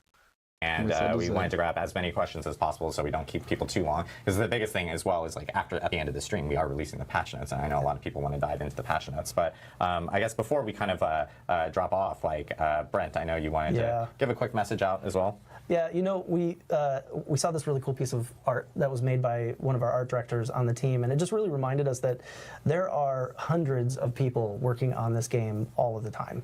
And these live streams are for our community, but it's also for all the folks who have been working tirelessly over the last dozens of months on trying to make this a reality. And so we just want to say thank you to everybody that's putting the hard work in. We're still putting the hard work in today. Like, we're working all the way up through this. And so we love the team. We love you guys. Keep up the good work. And yeah, we'll see you on the other side of October 8th. October 8th, yeah. Huge shout out to Team 3, Team Diablo. You guys kick ass. Yeah. Best team. We're super proud of everyone with the Vessel of Hatred and everything. And we're super excited for October 8th. There's a lot of stuff coming up. We have patch notes immediately after this stream. I want to give a huge shout out to everyone here and of course who was on the live stream today. It's always fun doing these live streams. It's a big scramble. This is the most amount of people we've ever had on a live stream. So huge shout out to our production team and of course our community team, like with Mr. Filthy Rich back there, who organizes all these great. That's his handle, guys. É só atualização. É isso, família. Então, ó, bastante coisa, hein, mano? Nossa, muita coisa que vai ser alterada dentro do jogo, muita coisa que vai trazer de qualidade de vida pra dentro do jogo, né, mano? Então, espero que cada vez mais o jogo vai ficando mais interessante, né? Pra gente que joga toda a temporada, desde quando lançou, pra gente que tá gerando conteúdo, pra galera que tá chegando nova.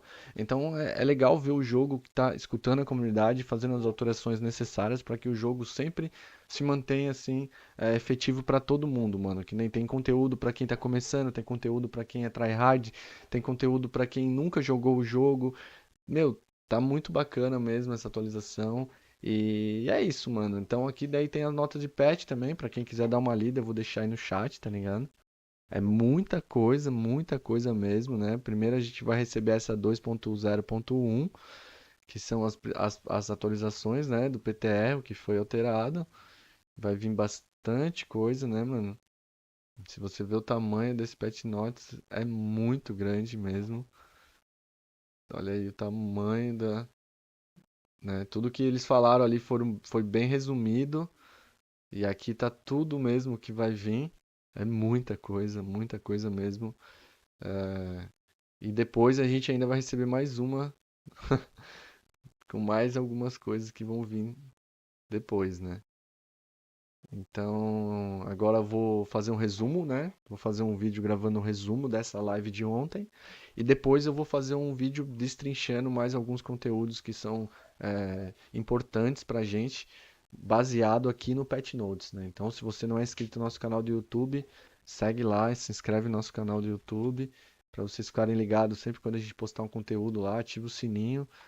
E é isso, família. Valeu todo mundo hoje. A live hoje foi pra gente ver todo esse conteúdo que foi lançado ontem. Eu não manjo de inglês, como eu disse antes, então não tem como eu assistir simultaneamente, porque eu não vou conseguir traduzir nada pra vocês. Então eu sempre assisto no dia seguinte, que é legendado, onde a gente pode trocar uma ideia, como foi hoje. E espero que vocês sempre estejam aí com a gente também. E lembrando, dia 7, a partir das 8 da noite, a gente vai fazer um corujão aí até às 8 horas da manhã, às 9 horas da manhã do dia 8. Fechou, família? Tamo junto. Todos tenham um ótimo dia. Muito obrigado pela companhia de hoje. E até amanhã, 4h30, 5 horas, a gente tá aí novamente. Valeu!